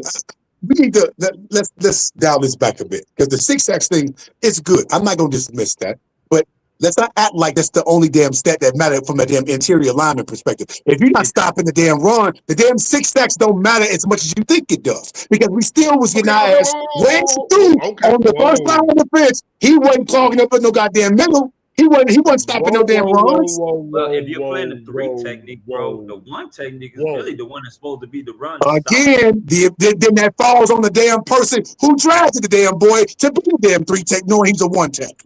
Wait, hold on. First of all, let me tell you something. You know this. Let me get this out right quick, JB. Then you go ahead. you know for a fact that the GM and his coaches go hand in hand. So if your coach sits up there and tells you that I need this big motherfucker right there, what you think you're going to do as a GM? You need him? You sure? You need him. I need him. I need him to play my 3 technique. I'm going to go ahead and give him to you. Now, my job as the GM is to acquire the talent. Your job as the coach is to coach up that talent. So it sounded like Ryan poses to the wrong damn coach is what it sounds like. Well, I mean, to be honest, if you want to go further back than that, I can. Was that Ryan Poles' hire or was that a McCaskey hire? Well, the coach was a McCaskey hire. I'm going to say yes. The coach was a McCaskey suggestion. I'm going to answer the question by saying yes. It was a Ryan Poles pick, but McCaskey had that motherfucker put in place. It was prefix. His ass off but watch this, pal. The point you made earlier, giving Poles a hell of a lot of credit for the 3 best offensive players in the damn draft, period. By none. It ain't even damn close. Colston Loveland is the best young talented damn tight end in the damn league. I don't give a damn who you bring up. With your damn mamas out there. Ain't nobody better than Colston Loveland out there. Nobody is. Luther Burden is on his damn way of being one of them guys. Kyle Monunga coming from Rutgers, who didn't get a damn snap or a damn carry until about week 5 of the damn season. Once he finally got that carry, he took off and never looked back. In fact, he started running through all these goddamn players, left and right, bulldozing they goddamn man. Let me tell you something. I'll tell you one thing. I know your wife love your ass, nigga. And the reason why I know your wife love your ass, because that motherfucker can't do no wrong. You ain't going to give a fuck. You the biggest cheerleader. Don't get me wrong. I like Colston Loveland. He is definitely, I can't say who's the best young top tight end because he's only did it 1 year. I do the same thing with the quarterbacks. I just can't sit up there and do it. But he is one of the best. I'm not going to say he is the best. I can tell you who there ain't nobody close. I can tell you. I stayed young. Keep in mind, I didn't say he was the best tight end. Yeah, I say the best young talented tight end on the rise. Everybody know that. Everybody see that. Go ahead, John. Everybody see him coming. Go ahead, JB. So I'm gonna answer that first. Colston is a dog. He coming. He ain't Brock Bowers yet. He not. And don't you forget about Brock Bowers. Yeah, you kind of was like, Brock. Listen, I said he ain't good, but I think Colston right there with him. I think he's right there with him. He ain't there yet. Brock was the number 1 damn choice. Colston was number 4. Hold on. Excuse me, sir. Let me just finish and break this down to you. Now, with as far as what you were talking about with Jalen Carter, Dexter actually has more tackles. You talked about stopping the run. Dexter has a less proven defensive line where Carter has a more proven defensive line. Dexter has more tackles, and they both have 13.5 sacks in 3 years. And I think Jalen Carter has like 1 or 2 or a couple more tackle losses than Dexter does. But what I'm saying is we can't sit up there and just say Javon Dexter compared to Jalen Carter and Javon Dexter isn't doing anything. That's just not true, bro. I didn't say he didn't. Listen, I never said that Dexter wasn't doing anything. I'm saying, has it been impactful? Because we're looking at just numbers. We got to also take a step back and look at impact on the game. Because again, we talking about Montez Sweat getting 10 sacks. Was them 10 sacks actually doing something productive in the game? There are sacks and tackles and stuff that make a difference. Then there are sacks and tackles and interceptions even that are impactful. And then there are some just basic wasted calories. It's just empty calories. And that's what I'm saying. Has Dexter had more of the impactful than Jalen Carter? No. No. Yeah, one of them was in the damn Super Bowl, so obviously you can't take that away. But what I am saying is this. The original question was, who on this line deserves a second contract that he's drafted? I would give Javon Dexter a second contract because he's proven and gotten better every season to a scheme that he was never accustomed to playing. I can agree with that. And to answer Chef's question. Let me finish. Because right now, You gonna pick Javon Dexter or you gonna pick Shamar Turner? I'm gonna answer for you. You have to pick Dexter because you don't know what the hell Turner can do. You don't even know what the hell Turner is. There you go. That's another defensive player that Ryan Poles drafted. Oh, but see, this is where I go left on you. You can't constantly keep on the GM for players that are hurt. It wasn't his fault they got hurt. When he wasn't hurt, Foul, what was he doing? When he wasn't hurt, what was he doing? He never played. He never really got a shot to play. He played a couple downs. He played a couple games. He played much. He played much. But I mean, yeah. Okay, that's like saying Ruben Hippolyte is a bust. He didn't play. We don't know what Hippolyte is. We don't know. Thank you. That's where I was going, John. Thank you. He graded out as a B. He graded out as a solid run stopper. Javon Dexter. Are we doing the PFF stuff? No. I don't mess with PFF. All I'm saying is this. But there's a grading system, no matter what company you like. But there's also this thing called the eye test. I look at it like this: Javon Dexter can easily get a second contract and help the Bears. We don't know what Shamar is yet. Clearly, we didn't want Andrew Billings because he's gone. All these Neville, whoever, and these other three motherfuckers are all back pieces. They all depth pieces that ain't worth a goddamn right now. Just a bunch of bodies. And Grady Jarrett is going to be the one technique, but I don't know. Are we going to get a flash in the pan Grady Jarrett, or are we going to get lightning in a bottle Grady Jarrett? I don't know. You know what we do know? We know Dexter is consistent, and we know Dexter can play. So why not put some credence and some skill and some tutelage and some teaching into Dexter? But my question to you, JB, to that point is, at what point in time do we finally find us a damn lightning in a bottle? How many times have we seen other teams finding in later rounds better players who are more productive in the damn defensive schemes they're playing in? Did y'all know Max Crosby was drafted in the 4th round? 5th from Michigan, Eastern Michigan. It was 4th. It was the 4th round. I thought it was the 5th. It was the 4th round. 4th round. And we have yet to hit on the 3rd round pick at all since Poe's been here. We ain't had one 3rd round workout at all. And once again, are you putting this on the GM or are you putting it on the yes. Because all right, so check this out. So if Poe sit up there, let's just say we ain't even say hypothetically. Poe's drafted Darnell Wright. He drafted Caleb Williams. He drafted Rome Odunze. He drafted Coastal Lover. All 4 of those guys got drafted in the 1st round. What happened if I was to sit up there and tell you all those guys always got hurt and wasn't playing? Are we putting that on Poe's? Or we going to sit up there and say, damn, he drafted the damn talent. That motherfuckers just can't stay healthy. Are we putting that on him? The reason why I'm bringing this up is that's a little different, Foul. No. The thing is this. He's drafting guys that got talent. It's not his fault that the guys are getting hurt. No, I'm not going to agree with that wholeheartedly. Because everybody who drafted ain't got that much talent like that. Let's keep that for real. We gonna keep it a book. Not everybody got hurt. Listen, you're not going to sit up here and say it's indicative to their damn injuries. So I just named you 3 guys, and check this out. None of them motherfuckers is a 1st rounder. I just named you 3 guys right then and there that got talent.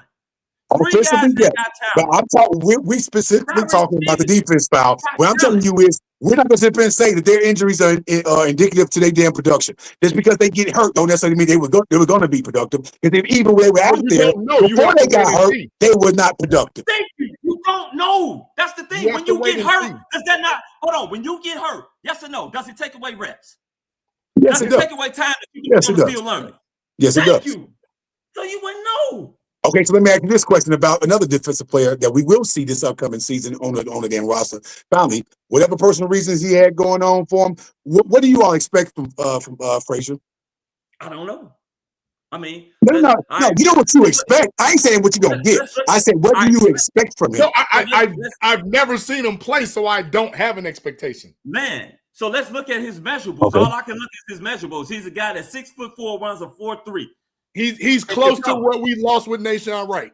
Now I'm glad you said it, because that's exactly where I was going with that foul. With JB, it's because he had that same makeup, that same physicality as Nahshon Wright has. Granted, I don't think he'll get cooked as much as Nahshon Wright will, but I also don't think he'll get as many interceptions. But he can be in a situation where he could be fighting for that CB2 spot. I see him and Stevenson and Terrell Smith going at it for that CB2 because I don't think we have an emphatic starter at that CB2 spot just yet. But you know what's so crazy? I remember you sitting up there. You didn't mention Terrell Smith. I was on record sitting up here saying that I like Terrell Smith better than I like Stevenson. I like Terrell Smith. Oh, you said him? So Terrell Smith is another guy that I find out that got talent that sit up there and look like he can play, but he's another one. He's been hurt. You don't know what you got with these guys, and the reason why you can sit up there and you can point fingers at Poles is not just necessarily because of the guys they drafted. It's just that the guys that he drafted, damn near all of them we named, have been hurt multiple times. That's not on the GM. He's not responsible for injuries. He's not responsible for injuries, but I kind of get what he's saying. Like, how do we keep drafting people that are always hurt? That's not necessarily indicative of Poles drafting. That part's not indicative on that, but I'm speaking about the talent itself. But let's talk about the people that he has drafted and who have played. On the offense and defensive line, Poles has a subpar grade with drafting. Yes, now, he does. Free agency, I think he's about 50-50 because when he got Luke Patrick and Mustapha and all them boys, they were terrible. But when he got Jonah Jackson, Dahlman, and Joe Tooney, and how much that was Ben Johnson and Dan Rocher saying we need those guys? Okay, how much of that was Ben Johnson saying those are my guys? We may never know. This is where things gonna go left again. No, crook. Zach Pickens was terrible. Yeah, he was. Right here is where things will go left. So basically, what you'll sit up there and say is that you won't give him any credit for those guys. You'll give that to Dan Rocher and to Ben Johnson. I ain't say any credit. I ain't say we'll give him no credit. No. I give more credit to Ben Johnson. What I'm saying is this, because this comes out of a lot of people's mouths and it kills me. You won't give a person credit because all of a sudden there's a new coach in town and they like, oh man, because we're going to hurt this.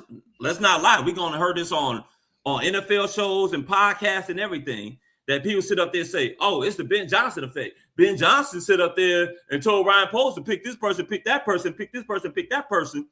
But yet all the bad people or the draft picks or the signings that wasn't hitting, that's all on Ryan Poles. We don't know if they told him to draft him either or asked, because here's the thing. Just because the coach told. Because the coach said something don't mean the GM don't listen to him. Absolutely. And that goes back to your point y'all made earlier about the same thing. So but in fairness to the totality of the conversation, Ryan Poles has yet, and this is fact, to draft that guy. Yes. That's even in his rookie year I'm making. He has not drafted the Micah Parsons. He has not drafted the Max Crosby. Nope. He has not drafted the Justin Jefferson. No. We understand that. He has not drafted the what's my man name? The Bijan Robinson.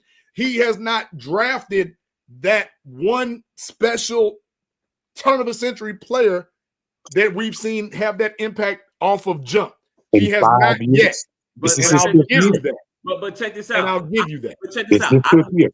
The thing about it is I don't give a shit about him drafting a player that does it off jump. My thing is this. I don't give a fuck about you doing it off jump. I give a fuck about you sitting up there doing it and maintaining it for fucking years. No. You have to care about them doing it. You have to care about the players that JB just mentioned. They maintained it off the rip. I don't give a fuck. What does Justin Jefferson want? Shit. What does Michael Parsons want? Shit. You put that on the. They still them guys, even though if they team ain't winning, that's probably still that guy. You know the Raiders. Come on now, you can't do that. You're gonna lose this one, bro. Just listen. The thing is you don't need a guy to sit up there and hit it from off jump. Yes, you do. Yes, we do. Yes, you do. Hold on, one fucking second. So you mean to tell me if Caleb Williams comes out here and within the next fucking 10 years and wins you 3 to 4 fucking Super Bowls, you gonna sit up here and say, man, Poles ain't draft that damn guy that just hit it off. I'm glad you brought this part up, Fal. Listen, hold Fal. JB, let me say this. Let me say this, Fal. Let me tell you something. I'm glad you brought that up because you know what my biggest concern is this upcoming season? Is that this Chicago Bears team is going to end up being the goddamn Cincinnati Bengals. We're going to ask Caleb to be Joe Burrow to do every goddamn thing, and the defense to do nothing. This defense, you're going to tell me with a straight face, this is better now, this offseason, than it was last year in the offseason, you're a damn lie. And I'm calling you on that. Let me tell you something. First of all, this defense wasn't as bad as that shit advertised last year. Hold on. No, man. JB, what are you talking about, man? What is he talking about? Dead last against in sacks. Dead last against the pass. We're dead last against the run. What are you talking about? God damn, would you let me sit up there and say the reason why? Can I say the reason why? The reason why we don't know. Wrong, bro. No, the reason why we don't know how. Hold on. The reason why we don't know how many fucking injuries, how many starters missed injured games last year on the defense. Wow, listen to me. We adopted the next man on. How many guys? How many guys missed? No, you're gonna lose.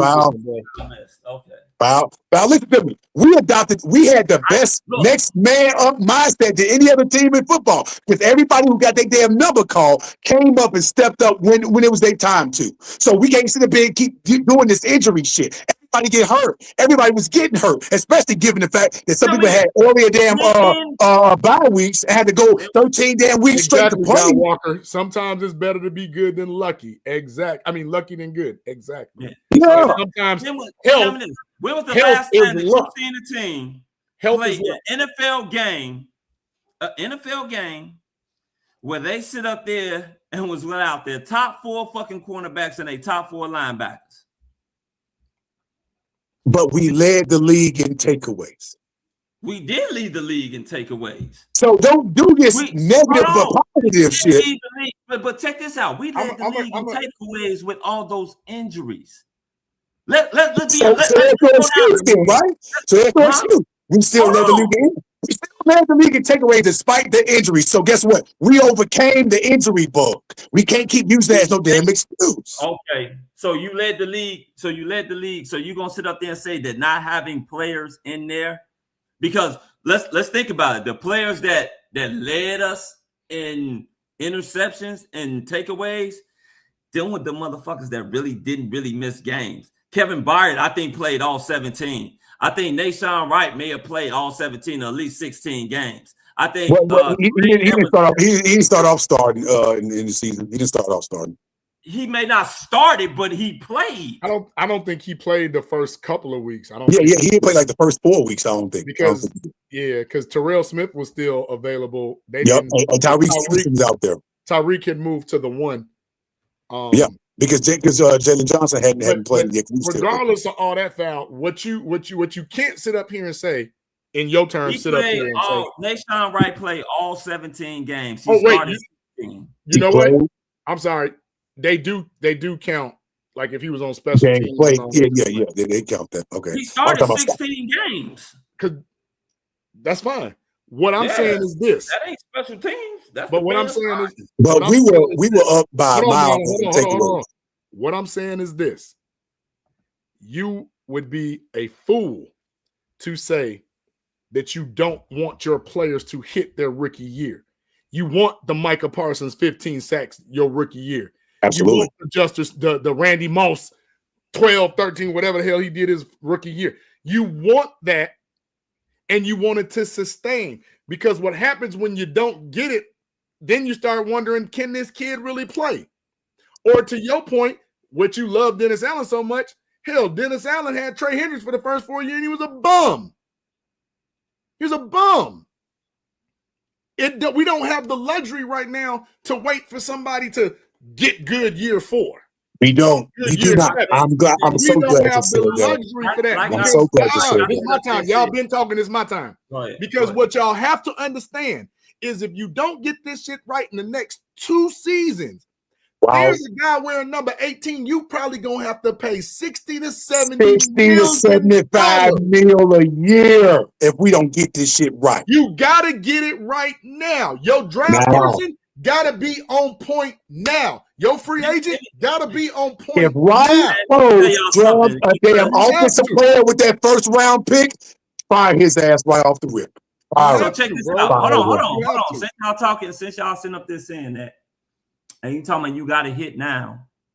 Sam Darnold, right? He got paid last year, didn't he? Sam Darnold, yeah. Yeah, he got paid. Pat Mahomes, he got paid, right? After he won. You talking about the GOAT. You talking about the best damn quarterback in football. Are you really doing this right now? This is what I'm sitting up there saying.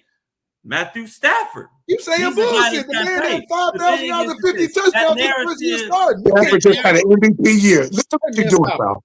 Stop it, bro. Stop it. Stafford just had an MVP year. The thing is this: you're not listening. All I'm saying because we're trying to stop you from making a fool of yourself from what you're saying. Yeah. Hold on. So the guys I just hold on. Had 5,000 yards and 50 touchdowns his first year.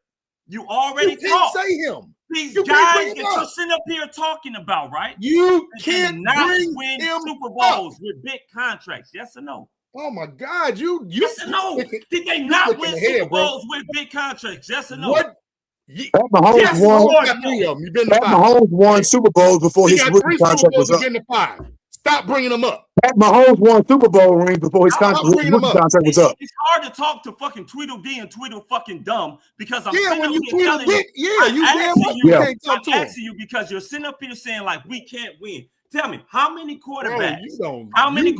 Went on a rookie contract? Get off the man. How many quarterbacks went on a rookie contract? Name me some rookie quarterbacks that won on a rookie contract besides Pat. Didn't Ben Roethlisberger win on a rookie contract? Yes, he did. Jalen Hurts. I don't think he did. All right. Yes, he did. Yeah, he did. Ben Roethlisberger won on his rookie contract. He won. Before he won with Tomlin, he won with Coach Cowher. He sure the hell did, and that was on a rookie contract. Let's see. Pat Mahomes did. Let's see. How about we stop right there? Because you know what has just happened? We just saw Sam Darnold get ceremonially dismissed. We've seen Justin Fields get dismissed. We've seen Josh Rosen, Kyler Murray, Tua Tagovailoa. We've seen these people get dismissed after you paying them. But you know what you don't do? Josh Rosen never got paid, brother. No, I'm talking about get dismissed. You got dismissed because you wasn't that. Yeah. If you plan on being that within them first 3 years, you got to prove that, brother. Right off the rip. You got to prove it. You got to prove that. You got to prove it. You thinking right now Caleb ain't proved? To the comparison of Mahomes and Hurts and Josh Allen and Lamar Jackson, hell no. Not with them yet, but he on his way over on you if you think so. He was on his way over there with them. I'm not saying he's on his way, but as of today, he's on his way over there. I'll put it to you like this: since you talking that shit, because we all know you're a fucking Caleb hater anyway. You got on a fucking Jay Daniels t-shirt. You got damn right, because I like I said, sometimes your bias make you look like an ass. I said Jack Daniels. But like I sit up there and said, you sit up there, I bet you a lot of your shit that you like, that some bitch gonna get a second contract with the Chicago Bears. I'm not saying how confident I am with it now. I know he will. That's why I say, I know he will. You got selective hearing, sir. Yeah. I said, if you want to maximize your team's potential before he gets his $70 million, because that's what he's going to get. Yeah, you already had them guys. Win and put shit in place now. Nah. What you think they're doing? Today. Today. What do you think they're doing? They're not doing that. Let me ask you a serious question. Are you going to sit up and tell me with a straight face that this team right now, as orchestrated as it is right now, compared to 365 days ago, they were better off right now than they were last year? Are you saying that? Right now? You can't do it right now because the fucking offseason is not done. I'm talking about offseason acquisitions up to this point. Free agency. No. We don't know who the fuck they drafted yet. You can't go and say that now. I'm talking about free agency, pal. Free agency. I ain't talking about the draft right now. I'm talking about free agency. Matter. How many free agents we picked up last year? We picked up Jonah Jackson, Tony, Dahlman all last year. We picked up So did we pick up last year? Nashawn Wright got picked up last year. Let me see who else. These are all guys who all were proven in the first year. Let's start with the fact that we've lost 7 starters. Yeah, and those were 5 guys that was them guys for us. Sorry, but are you guys not the ones that sitting up there saying that the defense? Yes, guy. Most important offseason for a GM that we've ever seen. Because right now, it's looking real naggy-ish. It's looking real naggy-ish, foul. Listen, if he can't replicate what he did offensively on the defensive side, then that's going to make us question him even more about his actual defensive prowess when it comes to actually scouting talent. Because we have yet to see somebody, one of all-pro Pro Bowler guys on the defensive side. It's homegrown. We ain't seen that yet. People sit up there, they ragged on fucking Ryan Poles all last year. Oh, he ain't fixed the offensive line. He ain't did that. He sit up there and fucking fixed the offensive line. Now everybody press him. Now that everybody sit up there. I gave him hella credit for that. I'm giving him credit for the offensive side. We had the best damn offensive line in football, if not one of the best. Absolutely. But those are all free agent guys and one damn draft pick. One pick on that whole phone with 5 guys on the line. You had 1 draft pick. Everybody else we got them free agent acquisitions. So I don't think these homegrown guys who he got that we gonna keep on this damn team. Well, check this out.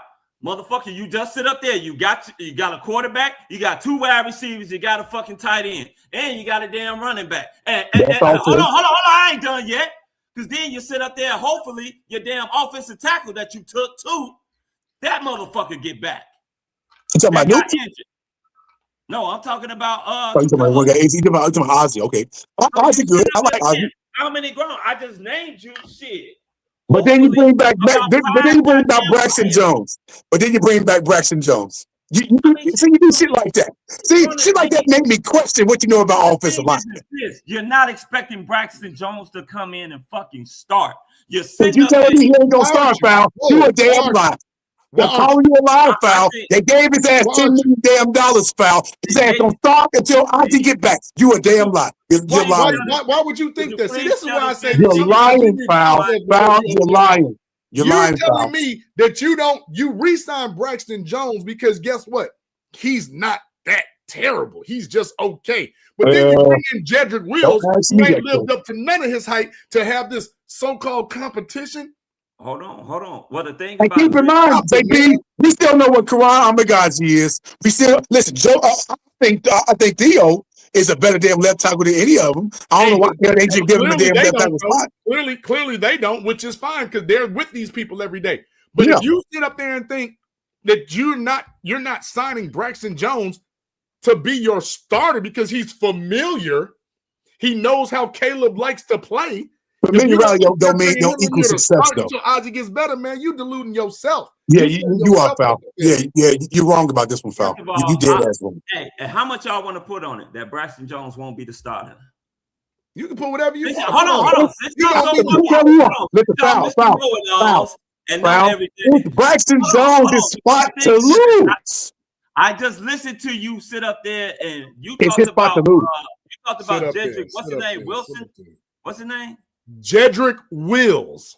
You talked about him. Okay. The guy was a former number 10 pick. That was actually hold on. He was actually decent with Cleveland. He just ended up getting hurt. Me personally, and he never returned to what is decent to you?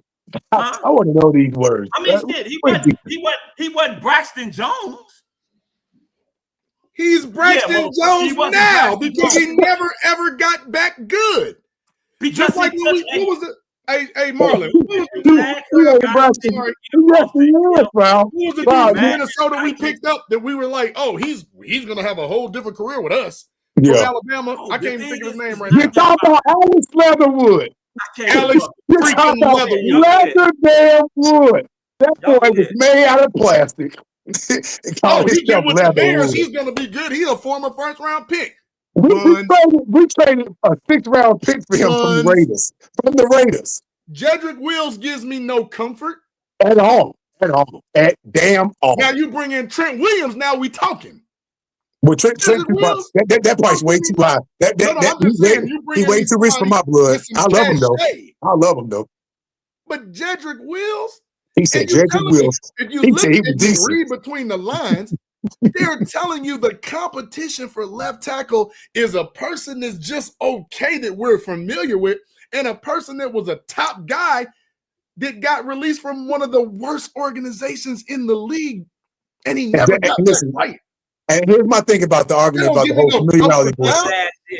Listen, that familiarity bullshit is played out. Like, I don't want to hear that. You got to be familiar with the system, don't make you good at it. Oh my God, shut the fuck up, can you? Please, damn, let somebody else talk. I've been sitting up here being quiet. Y'all two motherfuckers just kept going. I just wanted to sit there and be talking, just let y'all go. It's about time because you wouldn't let me talk with your friends. Dumbass, shut the fuck up, let you talk. I stuck and I went like this. Damn. Listen up this thing. The thing is this. You guys are always looking for the big splash. Where is money coming from? Because now you worried about money. No. Now you worried about money. Because the thing is this. You're talking about, you said Trent Williams, right? I said homegrown folks, pal. I said homegrown folks. $10 million, G. Yeah. But I said homegrown folks. I'm talking about guys that we drafted that we can say are those guys. Have we got one of those yet? How many years Ryan Poe's been here? Anytime a player is called a reclamation project, it does not give me hope. You said what? Anytime a player is considered a high-level reclamation project, does not give me hope. Listen, man, it gives me desperation. Tell me, Mr. GM, who did you want to go get? Who did you want them to go get? Because you know you strapped for cash. Who the fuck did you want to go get? I want you to draft Keldrick Pryor. And or whatever it's not fucking done yet. You want to draft who? Keldrick, the dude, what's the name? Keldrick? You talking about the one from Kansas State? From Alabama. From Alabama, okay. Proctor. He Proctor, yeah. Okay, yeah. Draft ain't even, that's what I'm telling you. The fucking it's a month away. Because we're not going to draft him. I know since the draft of them offensive lineman now. You want to do that now. Because Aubie's coming back at the end of the year. You asked me who I want. I said, that's who I want. We're not going to draft him. We're not. No, we ain't drafting him. Why would we draft an offensive lineman? No, damn well, Ozzie will be back probably towards the end of the season, and he's going to be right back starting again. Like, unless y'all got questions about him being the starter. Well, he tore his patella, so that might not, that's a little iffy. That might be like towards the end of the season, like playoff time, possibly, if we go back. So, we'll see about that. But you ain't drafting offensive lineman to take his place in the meantime. Read what John King Bravo just said. Put that up again, Crook. Leatherwood was a try at that point. It was a great try by Poles. Just like Jedrick Wills is about to be a great try. A great try. See, this is the thing. That's y'all use to ask because we don't know. We don't know. You know what we do know? We know Cleveland has no linemen. Their best lineman, who my cousin is married to his wife, Joel Bentonio, is about to quit. And you let this great Jedrick Wills go, and you have no line? Stop, dude. Stop looking at the tree and read the fucking forest. Yeah.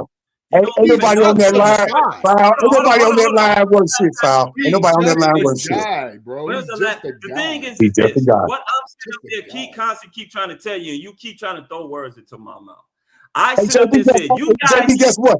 I need to because your words ain't working, bro. Hey, listen, JB, guess what? We can't even make the damn roster. Let's go and get into some shout outs. I can't even fucking talk. You two listen, JB, Wills might not even make the roster come preseason. It's like when preseason starts, you're going to start seeing the chopping blocks, and we're probably just be here just for the damn mini camps and off season. That's it. That's it. You may not make the Go ahead. You may not make the roster, man.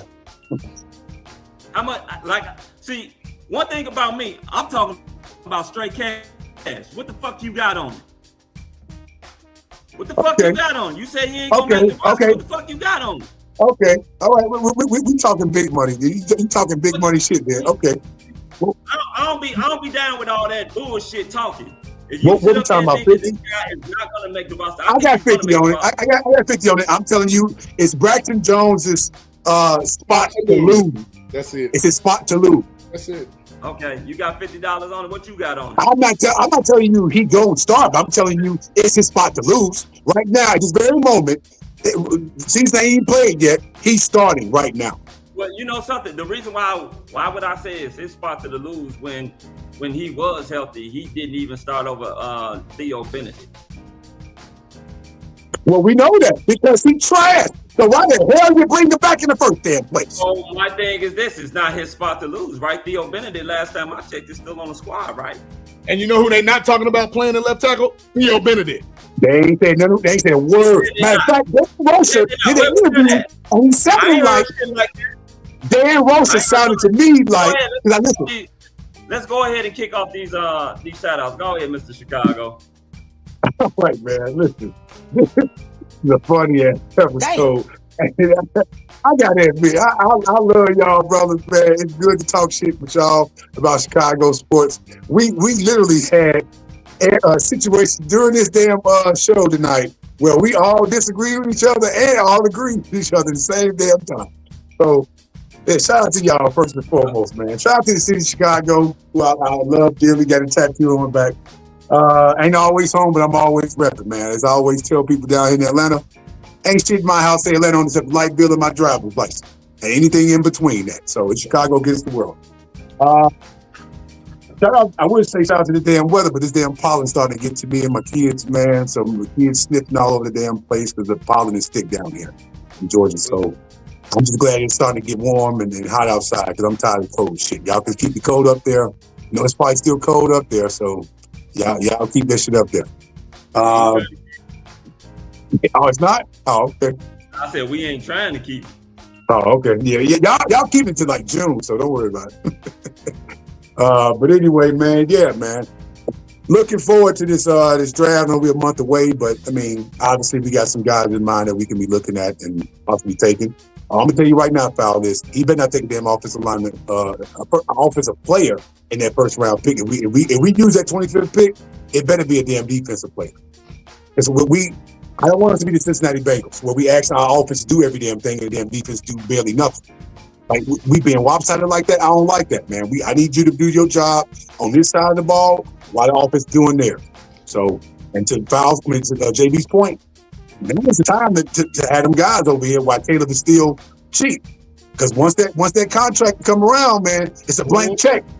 It's a blank check. Go ahead, write a number on it, and that's what the hell we got to pay you. So we got to do something with it now, man. They ain't gonna tell them no. No, of course they not. Foles ain't stupid. He made some questionable ass decisions, but he ain't dumb. He like he about a little iffy, but he ain't dumb.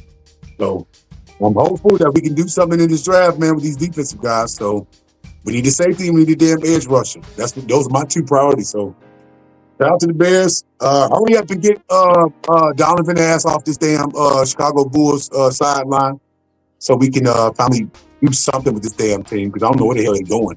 It damn sure ain't to play in, play out, play all around about stupid shit. You know, I don't like all that shit. It's just stupid to me. If you ain't getting up to be one of the 8 teams to go to the playoffs, damn it, you don't deserve another goddamn chance to go.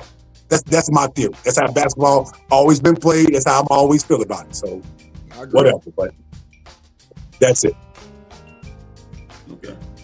Shout out, JB. Go ahead and get rid of Donovan, like you said. Get rid of AK. Maybe we can get AJ. What's his name? AJ DeBonza or whatever, or Cameron Boozer. Anything's better than what we got. Better be praying for that number 1 pick. Man, I hope so. Shout out to the Cubs and the White Sox too. Baseball about to be underway, so about to watch some baseball games too. Yeah, the hell with all them. They ain't doing shit no way. But the shout out to you all, our spirited debates. I love them. I wish we could have more time, but 2 hours seems to go quick. It really does. Good banner, good concept, good talk, guys. Shout out to Crook. Shout out to Foul. Shout out to Mr. Chicago.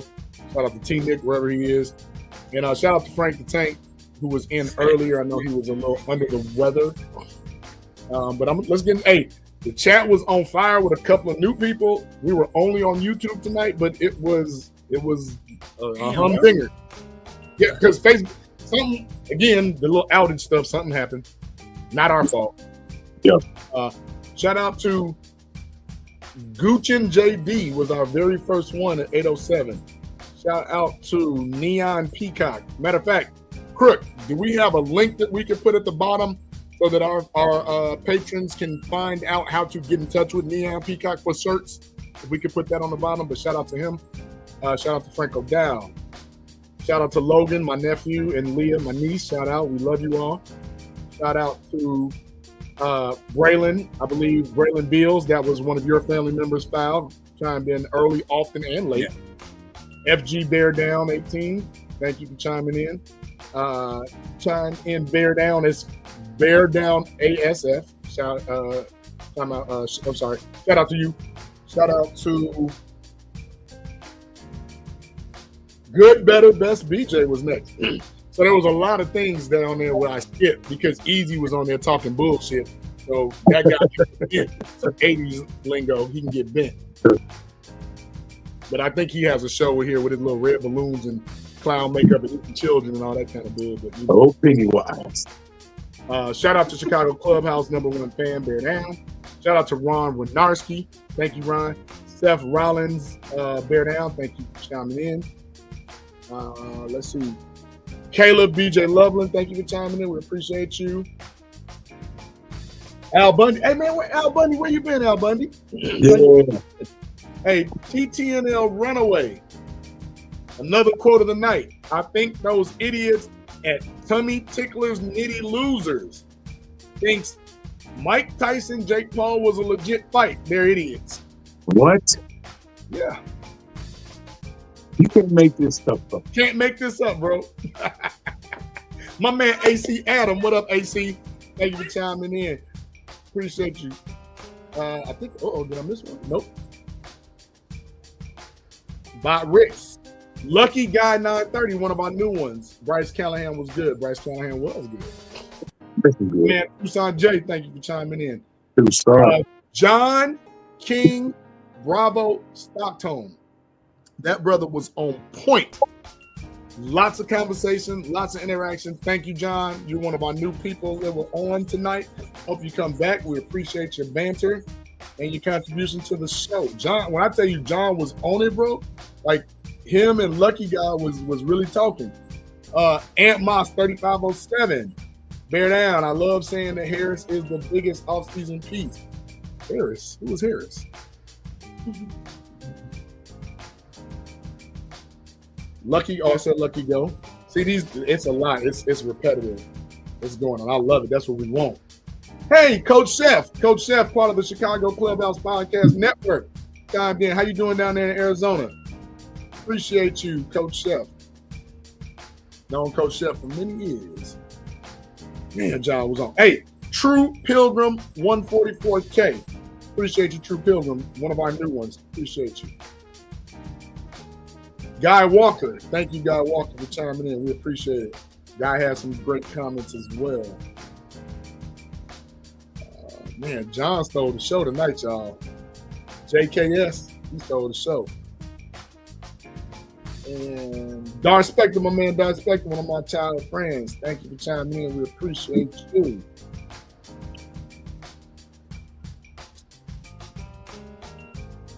Damn, it's still going.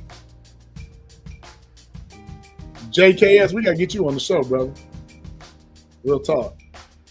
Fan appreciation coming soon. Andrea, hey sis. Andrea, our resident therapist and counselor. Yeah. Andrea Schmitz, thank you for coming in, sis. One of One Sports. When can I catch the next live? Val will give you that information, but it will be next Tuesday. Same bat time, same bat channel. 8 to 10 Central Standard Time.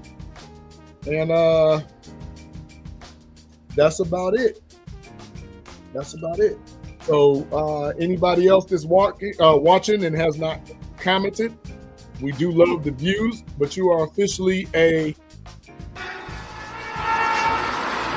L for love. Good times. A lurker. We appreciate the lurkers, but it doesn't hurt to come in and chime in. Come on and get your Johnny King Bravo said that his Sacramento Kings are gonna get AJ. And they might. Hey man, listen. Listen. Let me get Mike Brown as my coach, and we'll make it do what it do, man. As long as we don't get Buddy from freaking from Kansas, I don't want him talking about my NIL deal. Said I ain't playing tonight. I got cramp. Peters, yeah. No more soft people. Yes, Dark Spectre, got to get in early next week. Come on and jump on, Dark Spectre. You know football, you know basketball, hell, you know baseball. Come on, jump in. But anybody else, thank you for chiming in to our foolishness. If we have anybody else watching, we thank you. Shout out to SB and the crew. Shout out to my son Jordan and Cam. Safe travels. And if we have one person, y'all know who it is. Who is it? The podcast mom, Miss Sandra Hyman Holmes. Love you, lady. Help for love. Help for love. Good times. Yeah, that one. All right. First of all, I want to say thank you all for tuning in to the Chicago Clubhouse Podcast. As you guys see, we can get real heated about our Chicago sports teams, about our thoughts, but at the end of the day, it's all love. That's what we do. You know, we one of the few podcasts around here that don't kiss each other ass and pat each other backs and be yes boys. You know, we will literally sit up there and go back and forth about our different views. Some points are made, some points aren't. But it's just our love for Chicago sports and sports period. The chat was lit tonight. Thank you all for tuning in. Remember to like and subscribe to the Chicago Clubhouse Podcast. Tell your mama, tell your pa, tell your sister, your brother, your auntie, your uncle, your sister, your brother, your cousins, your wife. Tell your husband. Damn. Tell your side chick. Tell your sad dude. Damn. Tell your pimp. Tell one of the hoes that walk down the street. Damn. Yeah, you can tell the mail lady or the mailman. Tune your ass into the Chicago Clubhouse Podcast. We do this every Tuesday, 8 o'clock Central Time. Hey, we have fan appreciation night. We love to have you guys come on the screen and chat with us. It's nice to have you guys in the chat, in the comment section. Always. We would prefer. Yes, sir. Faces. So we can put that together with the many great conversations and pieces that you guys have to say. Chicago Clubhouse Podcast, one of the few podcasts that actually allow fans to come on and voice their opinions. All right. Also want to give a shout out to you brothers, Mr. Chicago, JB, the super producer in the back, the crooked commish, our boy Frank the Tank, who was under the weather, so he couldn't be on tonight. Shout out to our boy T Nick. Nobody knows what he's doing. We never know what he's doing.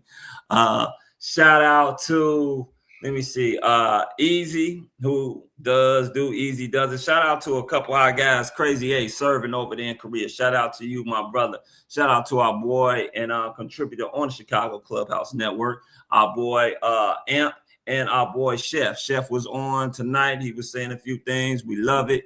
We haven't seen you in a minute, Chef. So hey. It was Ramadan, I know. So shout out to him. Yeah. Ramadan, yeah. So we John McNabb.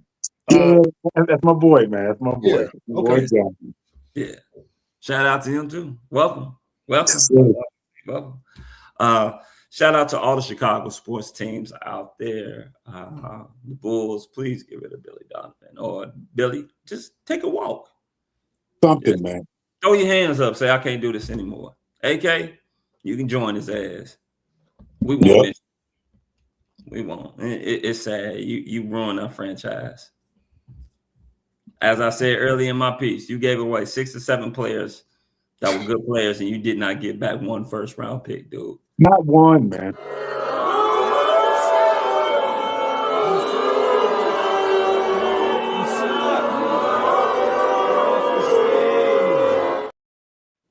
Off with his head. Reinsdorf too. The Reinsdorf family, get the hell out of my damn city. Y'all have made enough damn money in my damn city. They ain't producing nothing.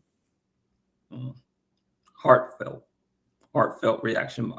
That was a heartfelt reaction by Mr. Chicago right there. Yes. He said he really does mean he's not bullshitting. No. He already selling the White Sox. So go ahead and add the damn Bulls to the list. Yeah. Hopefully the Bears will have a stadium, whether it's in Hammond, whether it's in Arlington Heights, or there's even talk maybe Chicago may be back on. Did you see that leaf they put over the stadium, man? That little glass leaf. in the concept. Hey, it's springtime, man. Spring is about to come. They might as well put a leaf out. No. Might as well. Shout out to all them Chicago sports teams. Fire, Sky, Blackhawks, White Sox, Cubs, Bears. Am I forgetting anybody? I don't think so. Fire. Yeah, I said them. I think they may have been first. Shit. Oh, Yeah. Yeah. Yeah. Shout out to all those guys. Shout out to University of Michigan and University of Illinois being in the tournament, man.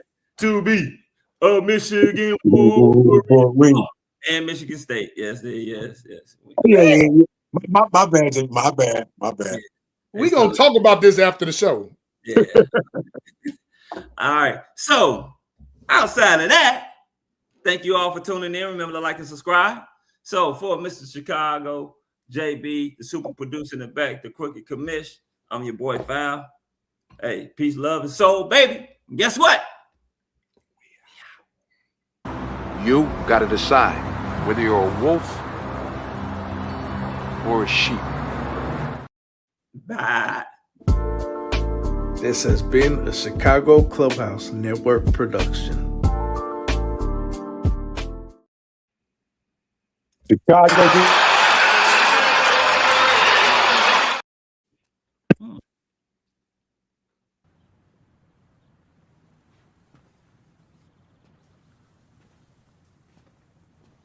You're still here. It's over. Go home. Good night, Nigeria. Good night, Iran. And now it's all